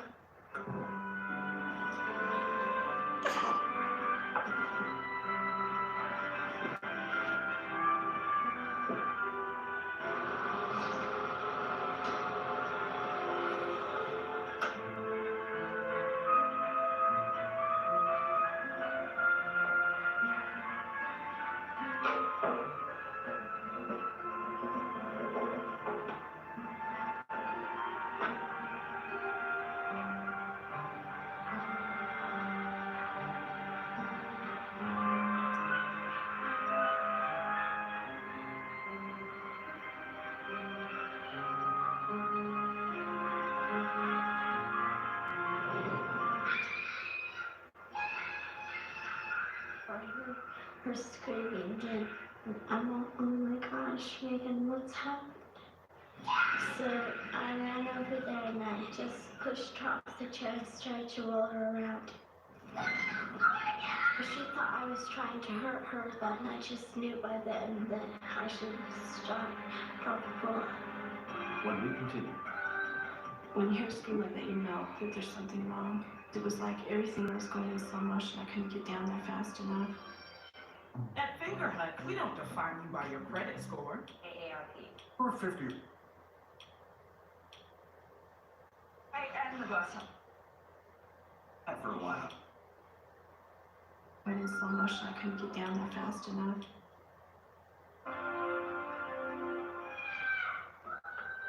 When you hear a scream like that, you know there's no talking about it. You know that there's something wrong. It was like everything was going in slow motion. I couldn't get down there fast enough. When I came in the kitchen, my stomach was sick. I couldn't believe what I saw. She was burnt and she had skin sloughing off, and it was just a real ugly sight. I used to be an EMT, so I knew I had to get her upstairs and get her in the bathtub. But when I grabbed her under her underwear. And that probably was the most scariest part because I could feel it. It was like it was charcoal to her body. And that's when I knew we were in real trouble. I tried to turn it on so it wasn't too cold to put her into shock, but it had to be cool enough to cool the burn down too. And I told Jan to stay with her. And I ran down the stairs and called 911. Among those responding to Kelly's 911 call was Hemet Valley paramedic Joe Seibert. When you roll on a call like this, you definitely try to block out any emotions that you possibly could have, but it's difficult because a child is involved. Megan said, I'm gonna die, and I'm all, no you aren't. But I was really scared.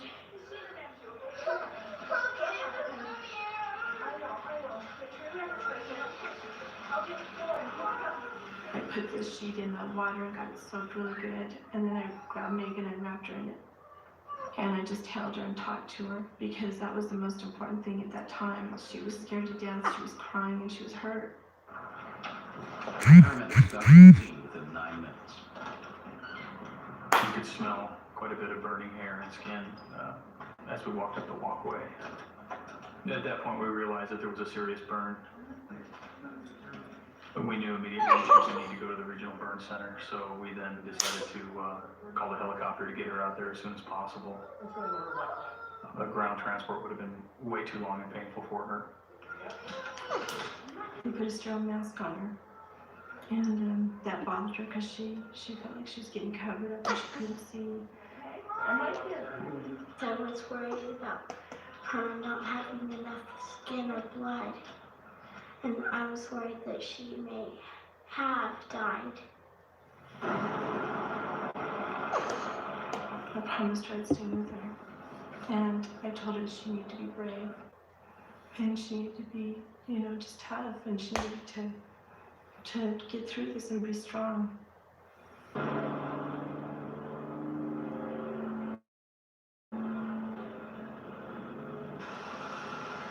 They had a partition between where they took care of the patient and when we sat.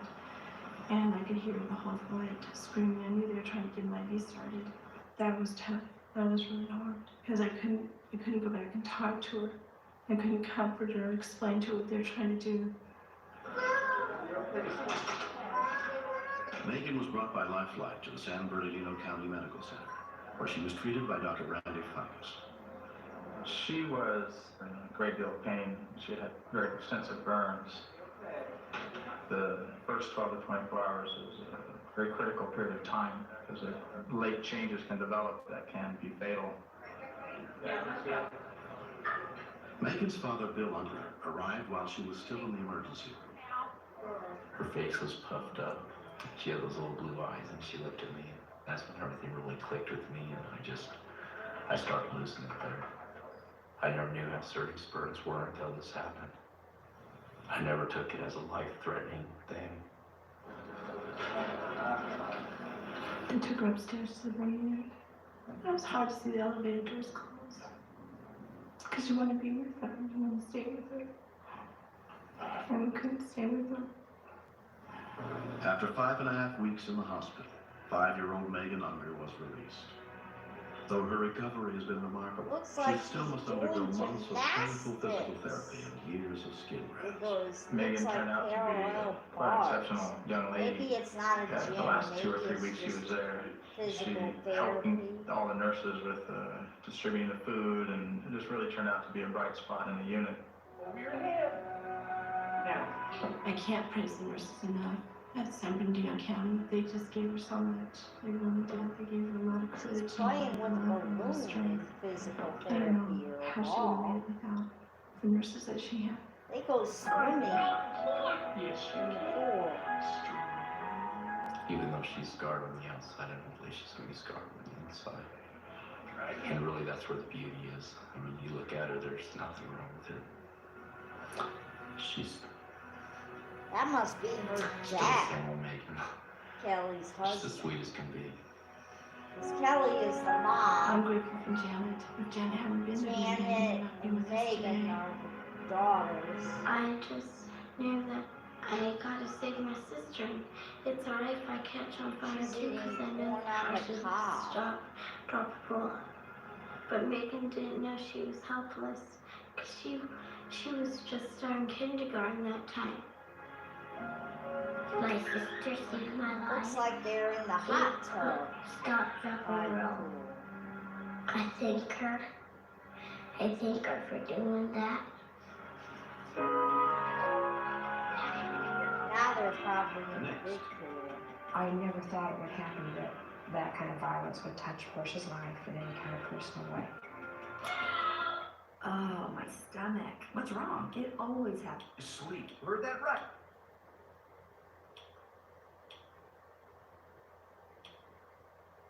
Wait, free. Was dropping her daughter Portia off. Rescue 911, Rescue 911, Rescue 911. On August 19th, 1991, Pat Douglas was dropping her daughter Portia off at her apartment after dinner out together in their hometown of Indianapolis, Indiana. Neither had any sense of the terrifying events that were about to happen.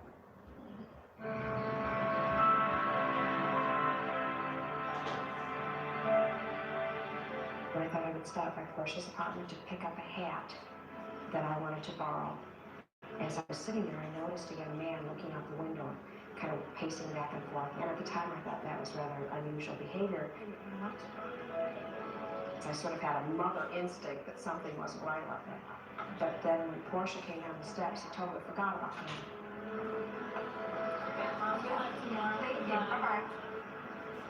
I never thought it would happen that that kind of violence would touch my life in any kind of personal way.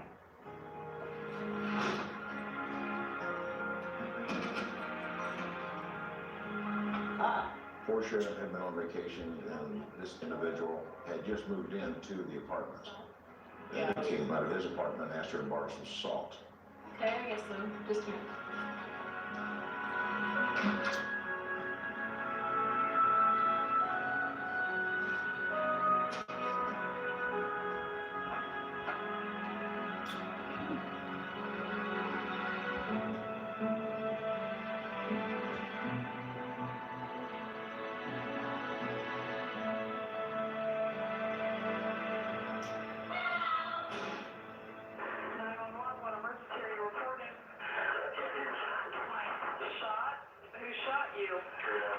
Okay, where are you at now? Okay, let's get you an ambulance on the way over. Stay on the line. Do you know who it was?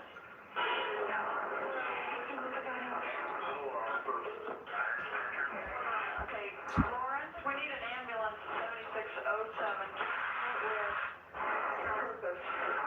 She was shot by a rapist.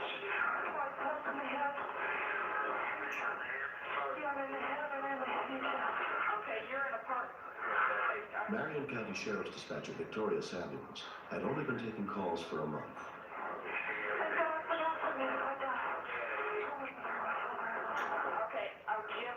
I really almost lost it when she started telling me to call her parents in case she died and started giving me a message to tell them, and I thought, God, I don't want to have to make that call. Okay, do you have a description of this guy? Is he a white male or black male? How old is he? 20. Do you know his name? Do you know his apartment number?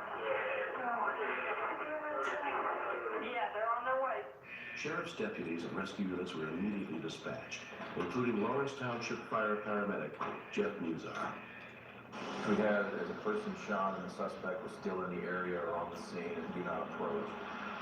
Our fire station's right across the street from the apartment complex where the incident occurred, so we were there within 60 seconds. All we do basically is come in very quietly to the apartment complex and just sit off into a corner until the sheriff's department gets there. Anybody from Rankin County? So is he back downstairs still?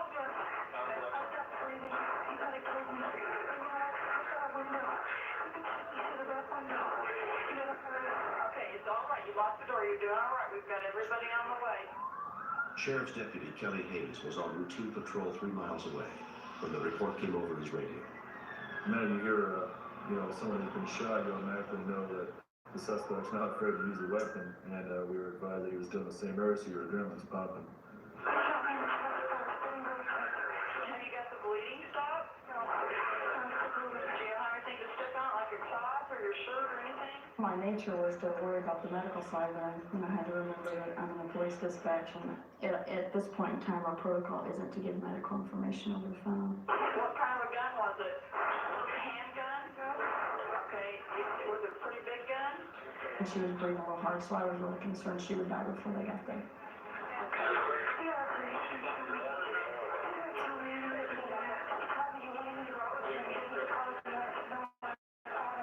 Assistant Supervisor Edward Besson was monitoring the call. We wanted to get an ambulance to her as soon as possible. We couldn't risk the firefighter's lives because we had no idea what was going on, if he was on a rampage or what he was doing. Do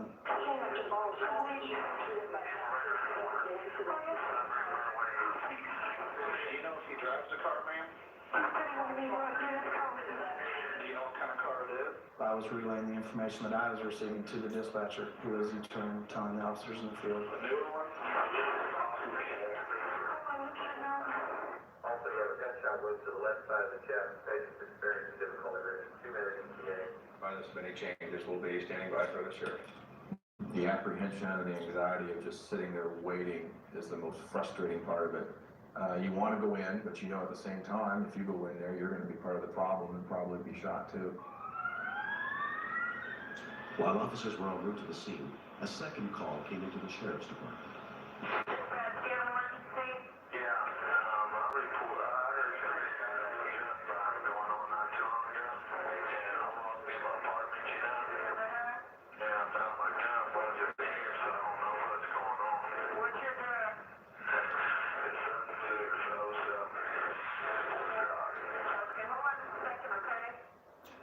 He just seemed kind of weird.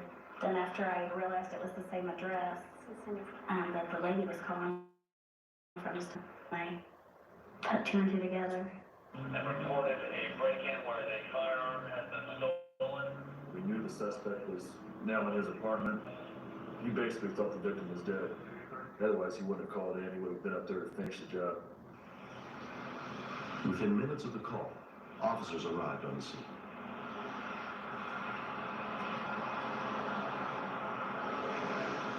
My main concern was that we've got to approach the situation and get to her without letting him know that we're onto him.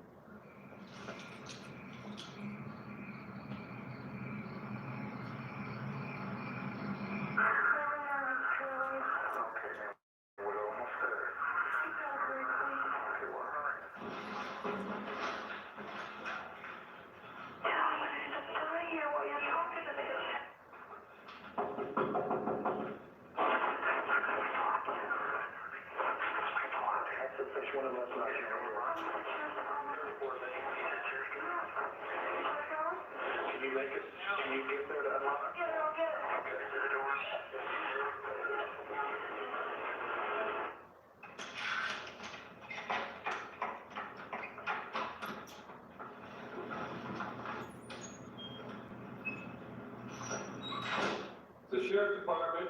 Met her in the hallway, talk to him. What for? Your adrenaline starts pumping. You start thinking, man, you know, is he going to come out of his apartment with a gun, or is he going to go ahead with the story that, you know, somebody stole my gun? Let me see your hands as you come out the door. Go ahead, put your hands straight up. I don't understand. This is stupid. I don't know why. What I'm gonna do is check for other weapons, all right? Around face the wall. But at that time, the victim that was upstairs with Officer Hayes shouted out something like, you know, get me the paramedics. I already told you it was the guy downstairs. And all of a sudden, his eyes got real big and he started to turn around and look at me, and I went ahead and handcuffed him. I've worked in this field. That was probably the longest I've ever had to wait. Steve, we got a gunshot wound, left chest, upper chest, and one to the right arm. Her blood pressure was dropping tremendously, and we could not see a lot of blood loss on the outside, so we knew we had a lot of blood loss on the inside. We knew we had no time to lose. With the amount of blood loss that she had and her vital signs not showing us any encouragement even after a lot of fluids, I had my doubts that she was going to be even stable enough to handle any kind of a surgery.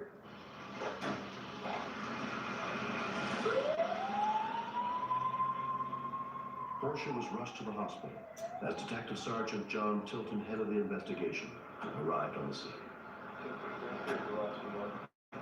Did you go up there tonight? Yeah, I did. And why did you go up there? The suspect admitted to attempt murder, rape, confinement, and battery. Upstairs tonight to rape. He was convicted of rape and attempt murder in the courts and took 40 years sentence for each charge, which means he'll be eligible for parole at the end of 40 years, making him a 62-year-old man. Portia was hospitalized for 10 days, recovering from gunshot wounds to her chest and arm and severe cuts on her head.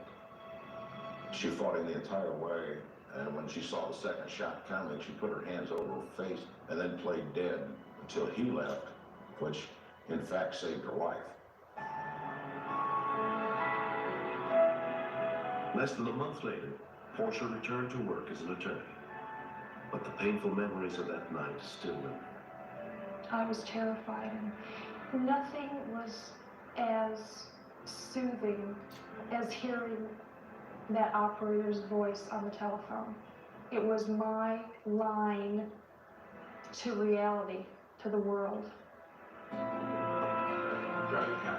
I do everything 100% now. I play hard, I work hard, I just do everything as if today is my last day. You hear so many victims dwell on how terrible things are in life. And yes, what happened to me was terrible, but I now know that I'm a survivor. I've gone on. Right? I didn't work. I think she has a lot more confidence in who she is, and I'm proud that she showed what she had in her.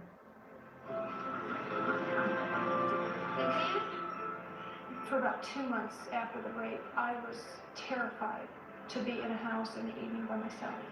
But I think more than anything, telling the story is very purging. It gets all of it out. I feel sorry for rape victims who can't tell people what has happened to them.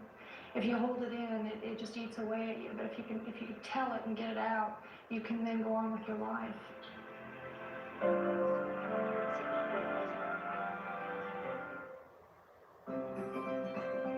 My mom signed up for AARP, but I didn't think I was ready yet. Until I started seeing AARP benefits I was missing everywhere I looked. At the grocery store, at the park, even at work. Hey, Frank. Have any big news you want to share? Not just yet. Resources. Like tools to find Albert? Free.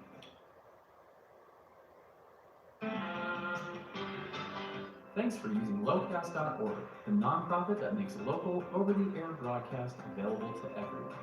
Just $5 each month covers the cost of delivering your local broadcast channels. Please help Locast by becoming a member today.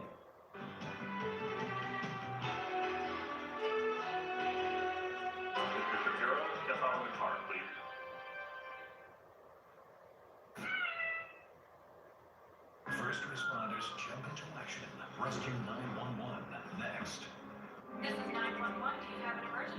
Today on Rescue 911, as fire engulfs a home, I needed to see if somebody was in there. a family dog is lost in the smoke. We can't lose this dog. This dog had very little chance of survival. Firefighters go to extremes to save him. Plus, an at-home delivery The baby had come out. takes a very dangerous The turn. umbilical cord was wrapped around his neck. On Rescue 911.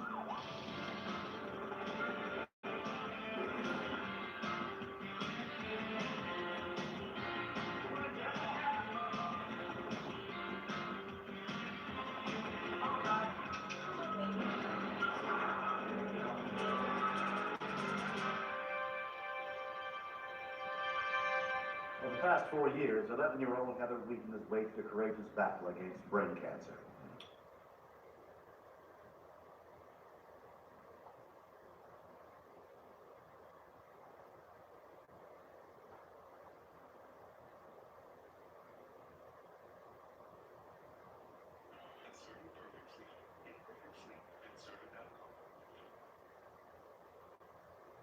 There's never been a better time to lower your monthly mortgage payment. Refinance today.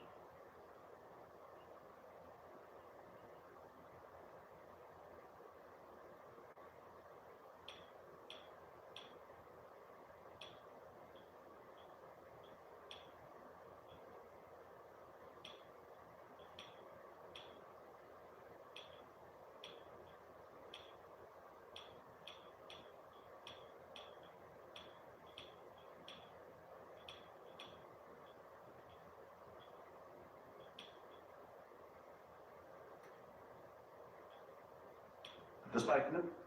It's the one show you can't afford to miss. Rescue 911. Next on True Crime Network.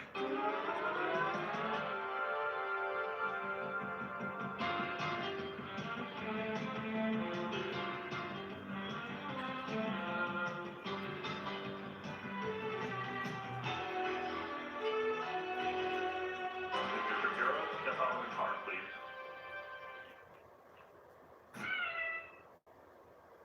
First responders jump into action. Rescue 911. Next. This is 911. Do you have an emergency? Today on Rescue 911, as fire engulfs a home, WFAA I needed to 8.3 see if Dallas, somebody was in Texas. there. a family dog is lost in the smoke. We can't lose this dog. This dog had very little chance of survival. Firefighters go to extremes to save him. Plus, an at-home delivery The baby had come out. takes a very dangerous The turn. umbilical cord was wrapped around his neck. On Rescue 911.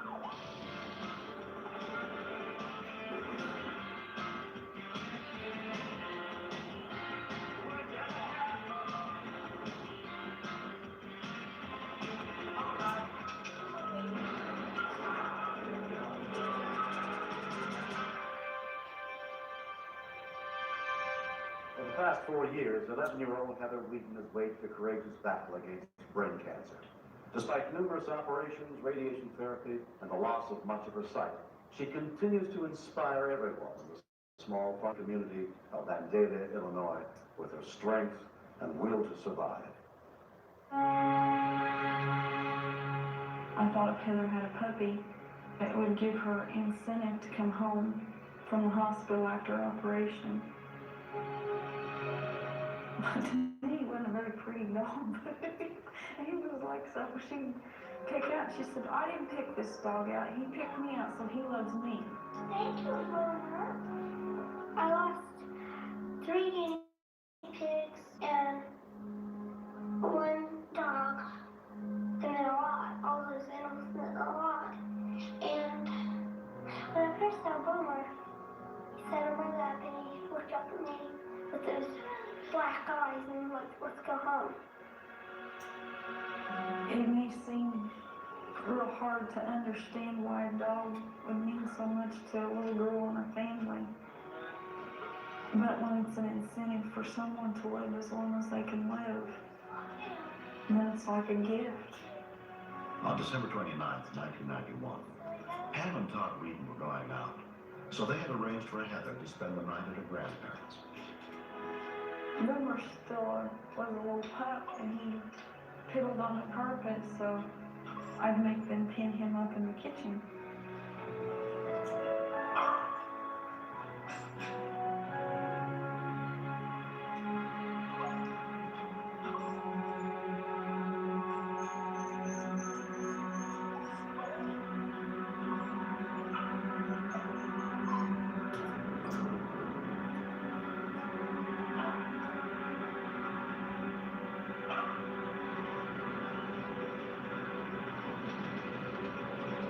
When we continue, We could hear a dog whining, but the smoke at that time was getting too thick, and we couldn't stay in there any longer.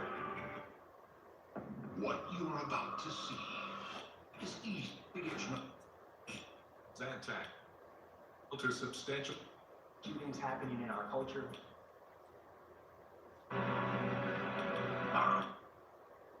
We cannot underestimate the impact school shootings are having on our children. So stay alert and be safe.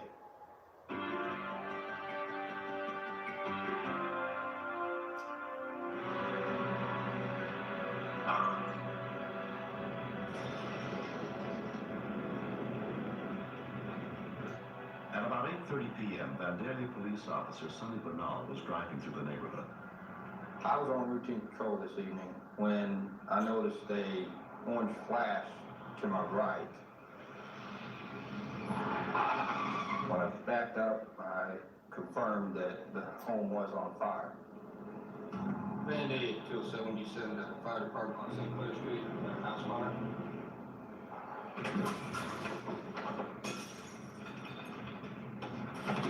A firefighter who lived nearby heard the report of the blaze and rushed over to see if he could help.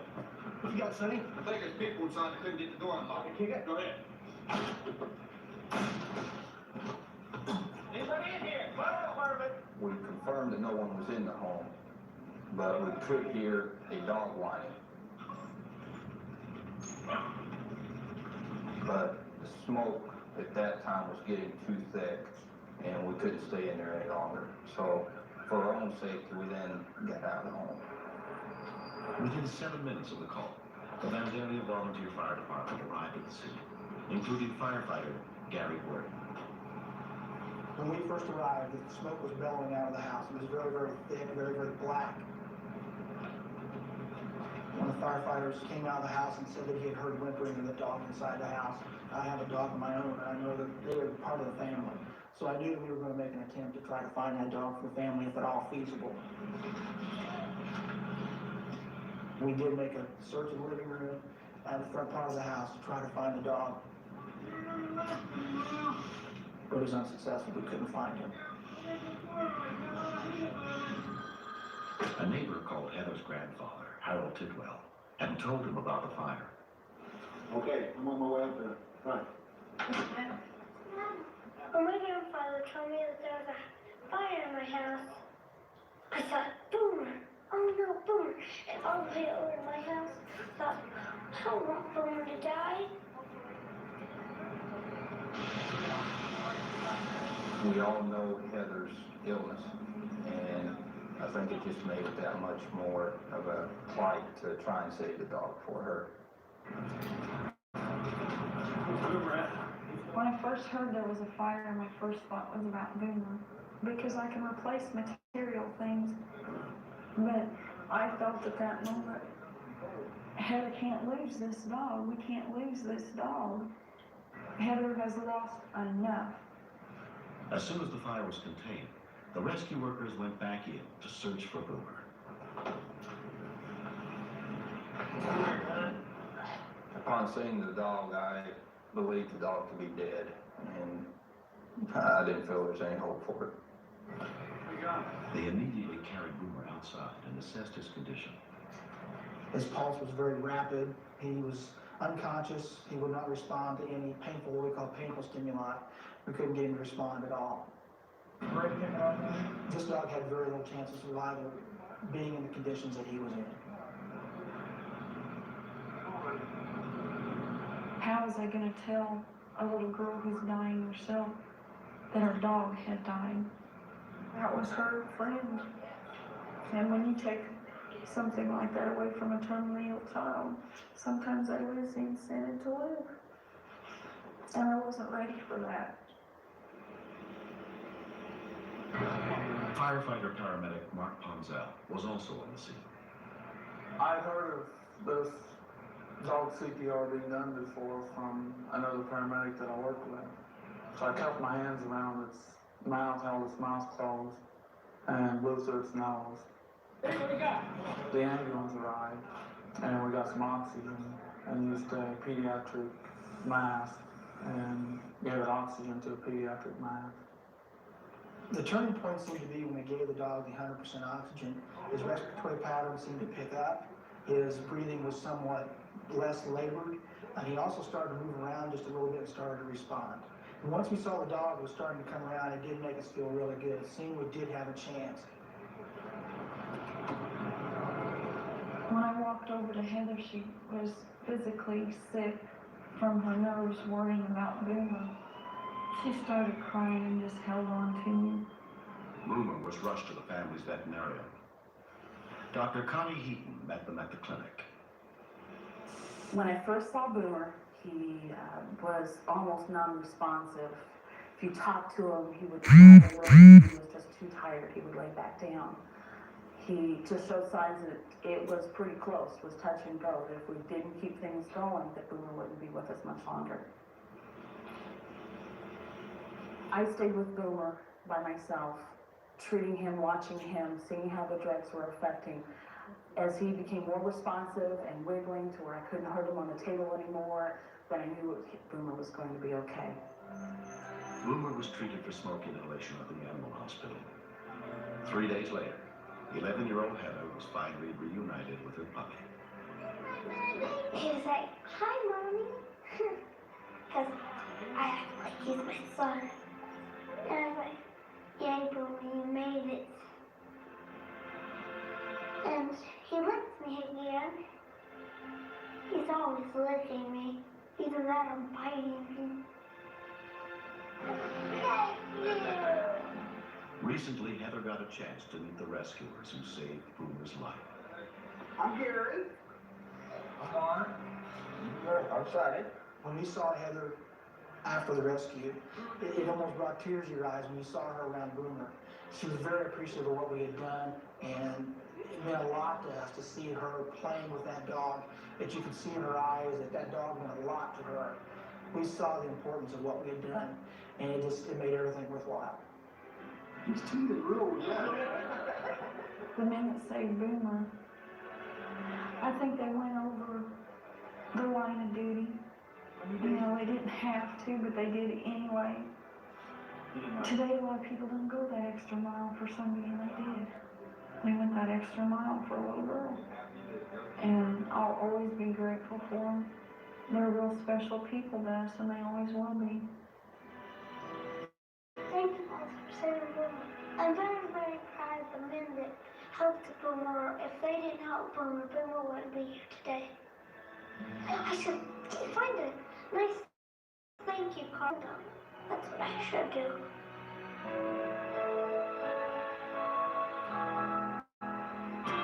Next, You turned up a card that basically instructs you on how to handle the situation. The answer she was giving to the questions was pointing me straight up the page to imminent birth, imminent birth, imminent birth.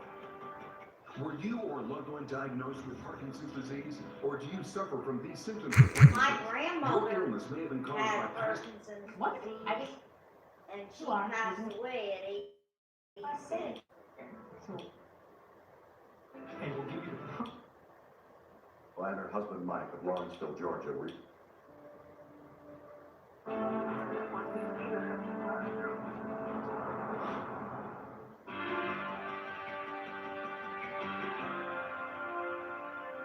Beth Menino and her husband Mike of Lawrenceville, Georgia, were eagerly expecting the birth of their second child. The due date was a month away.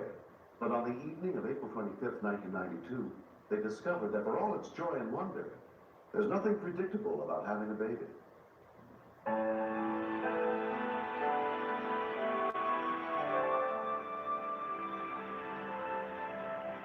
That morning, she started having some pretty hard contractions.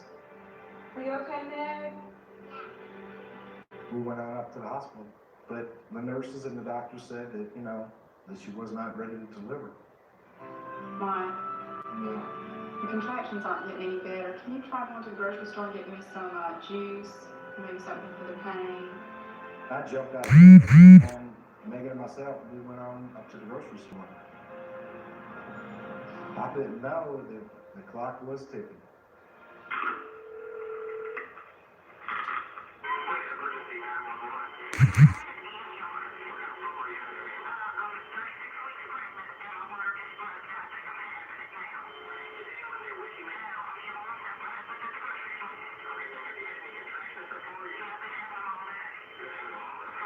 The call came in to Gwinnett County Dispatcher Bob Cooper. We get OB calls quite often, but this was the first time for me, and I was very tense.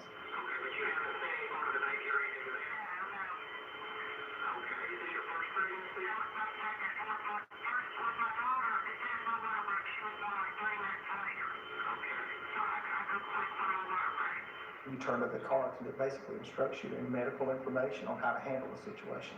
The answer she was giving me to the questions was pointing me straight up the page to imminent birth, imminent birth, imminent birth.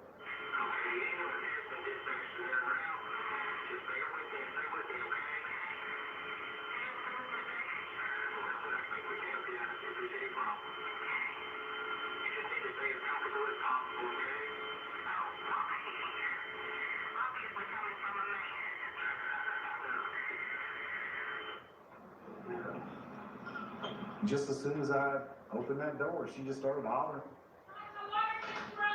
I just felt like just a chill kind of went up my spine.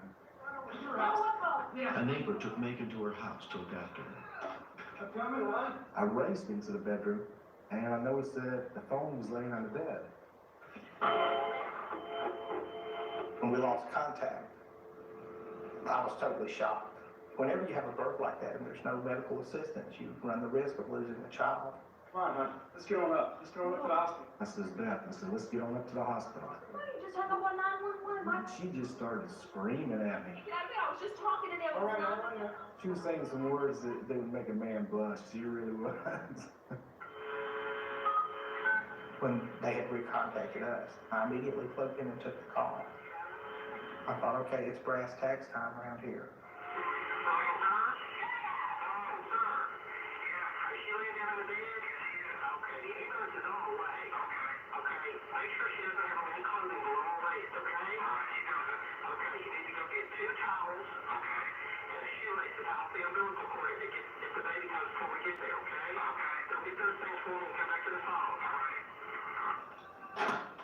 In my mind, I still couldn't imagine the need for myself that I was going to deliver this baby.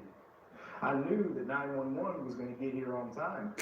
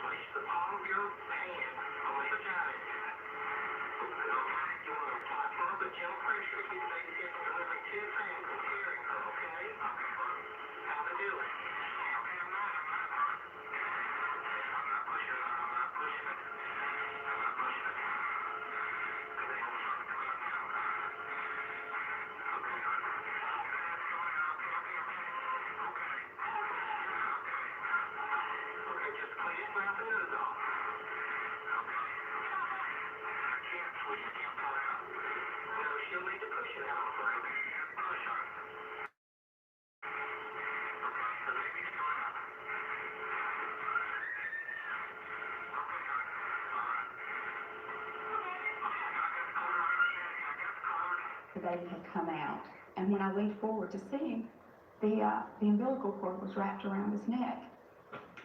And at the time, I just thought, there is no way that we're going to lose this baby. I just kind of started grabbing for the cord and untwisting it.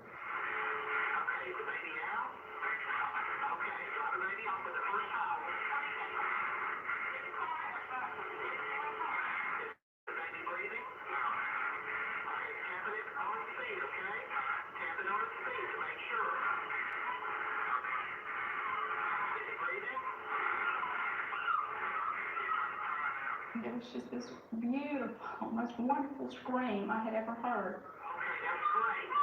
We had a crying baby, which is the best sign of a breathing happy one. He didn't realize it, but we were home free at that point.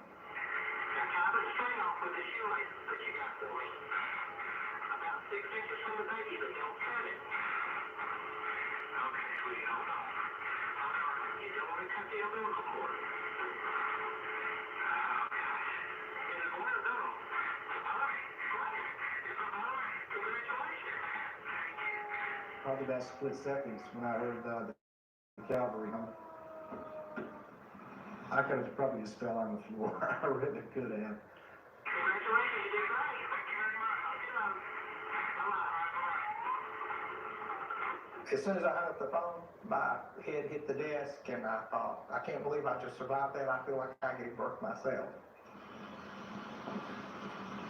When I was holding my son in my arms, it was just an unbelievable feeling. That was probably the happiest moment in my life. See y'all a little bit. He was an angel. He was just an angel to me. Beth and baby Drew were examined at the hospital and released in perfect health 2 days later.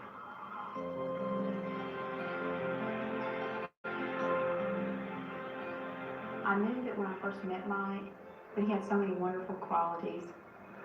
And I think after this, I realized that on top of those, he also has a lot of courage. He went into it just as blind as a bat, having no earthly idea what he was going to have to do. I don't know how he did it. Somehow he pulled it off.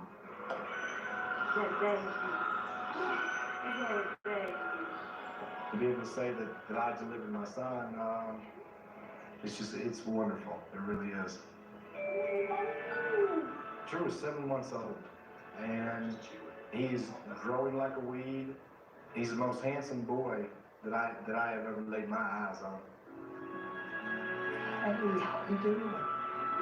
Good grief.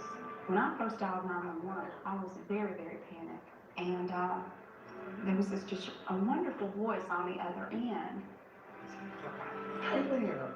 I tried to think of the right words to thank Bob Cooper for all that he did. And I just don't think that they make words that big. Hey there. Hey. We deal with so many life and death situations that don't always go the way we like to see them.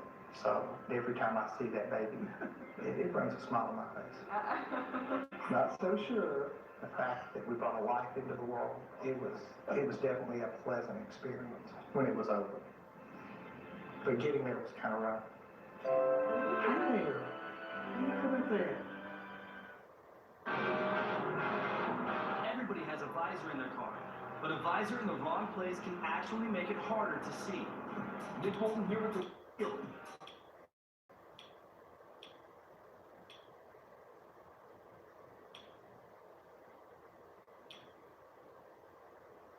A narrow escape for help as her children lay unprotected in bed.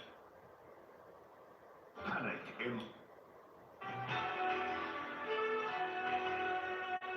Shapiro, step out of the car, please. This is 911. Do you have an emergency? Today on Rescue 911. Panic in the night. Oh, okay, man, it's just burglary in progress. A deaf woman and her children face intruder. And I told my son, there's a man here, please help me. Witness a narrow escape for help as her children lay unprotected in bed. Plus, I was desperately looking for a place with more air. a cave diving adventure turns deadly for 2 South American divers on Rescue 911.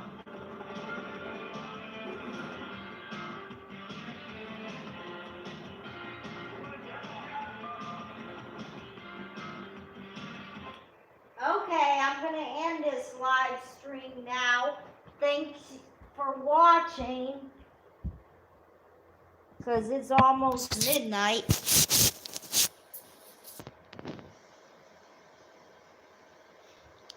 I mean, this stream was almost 3 hours long.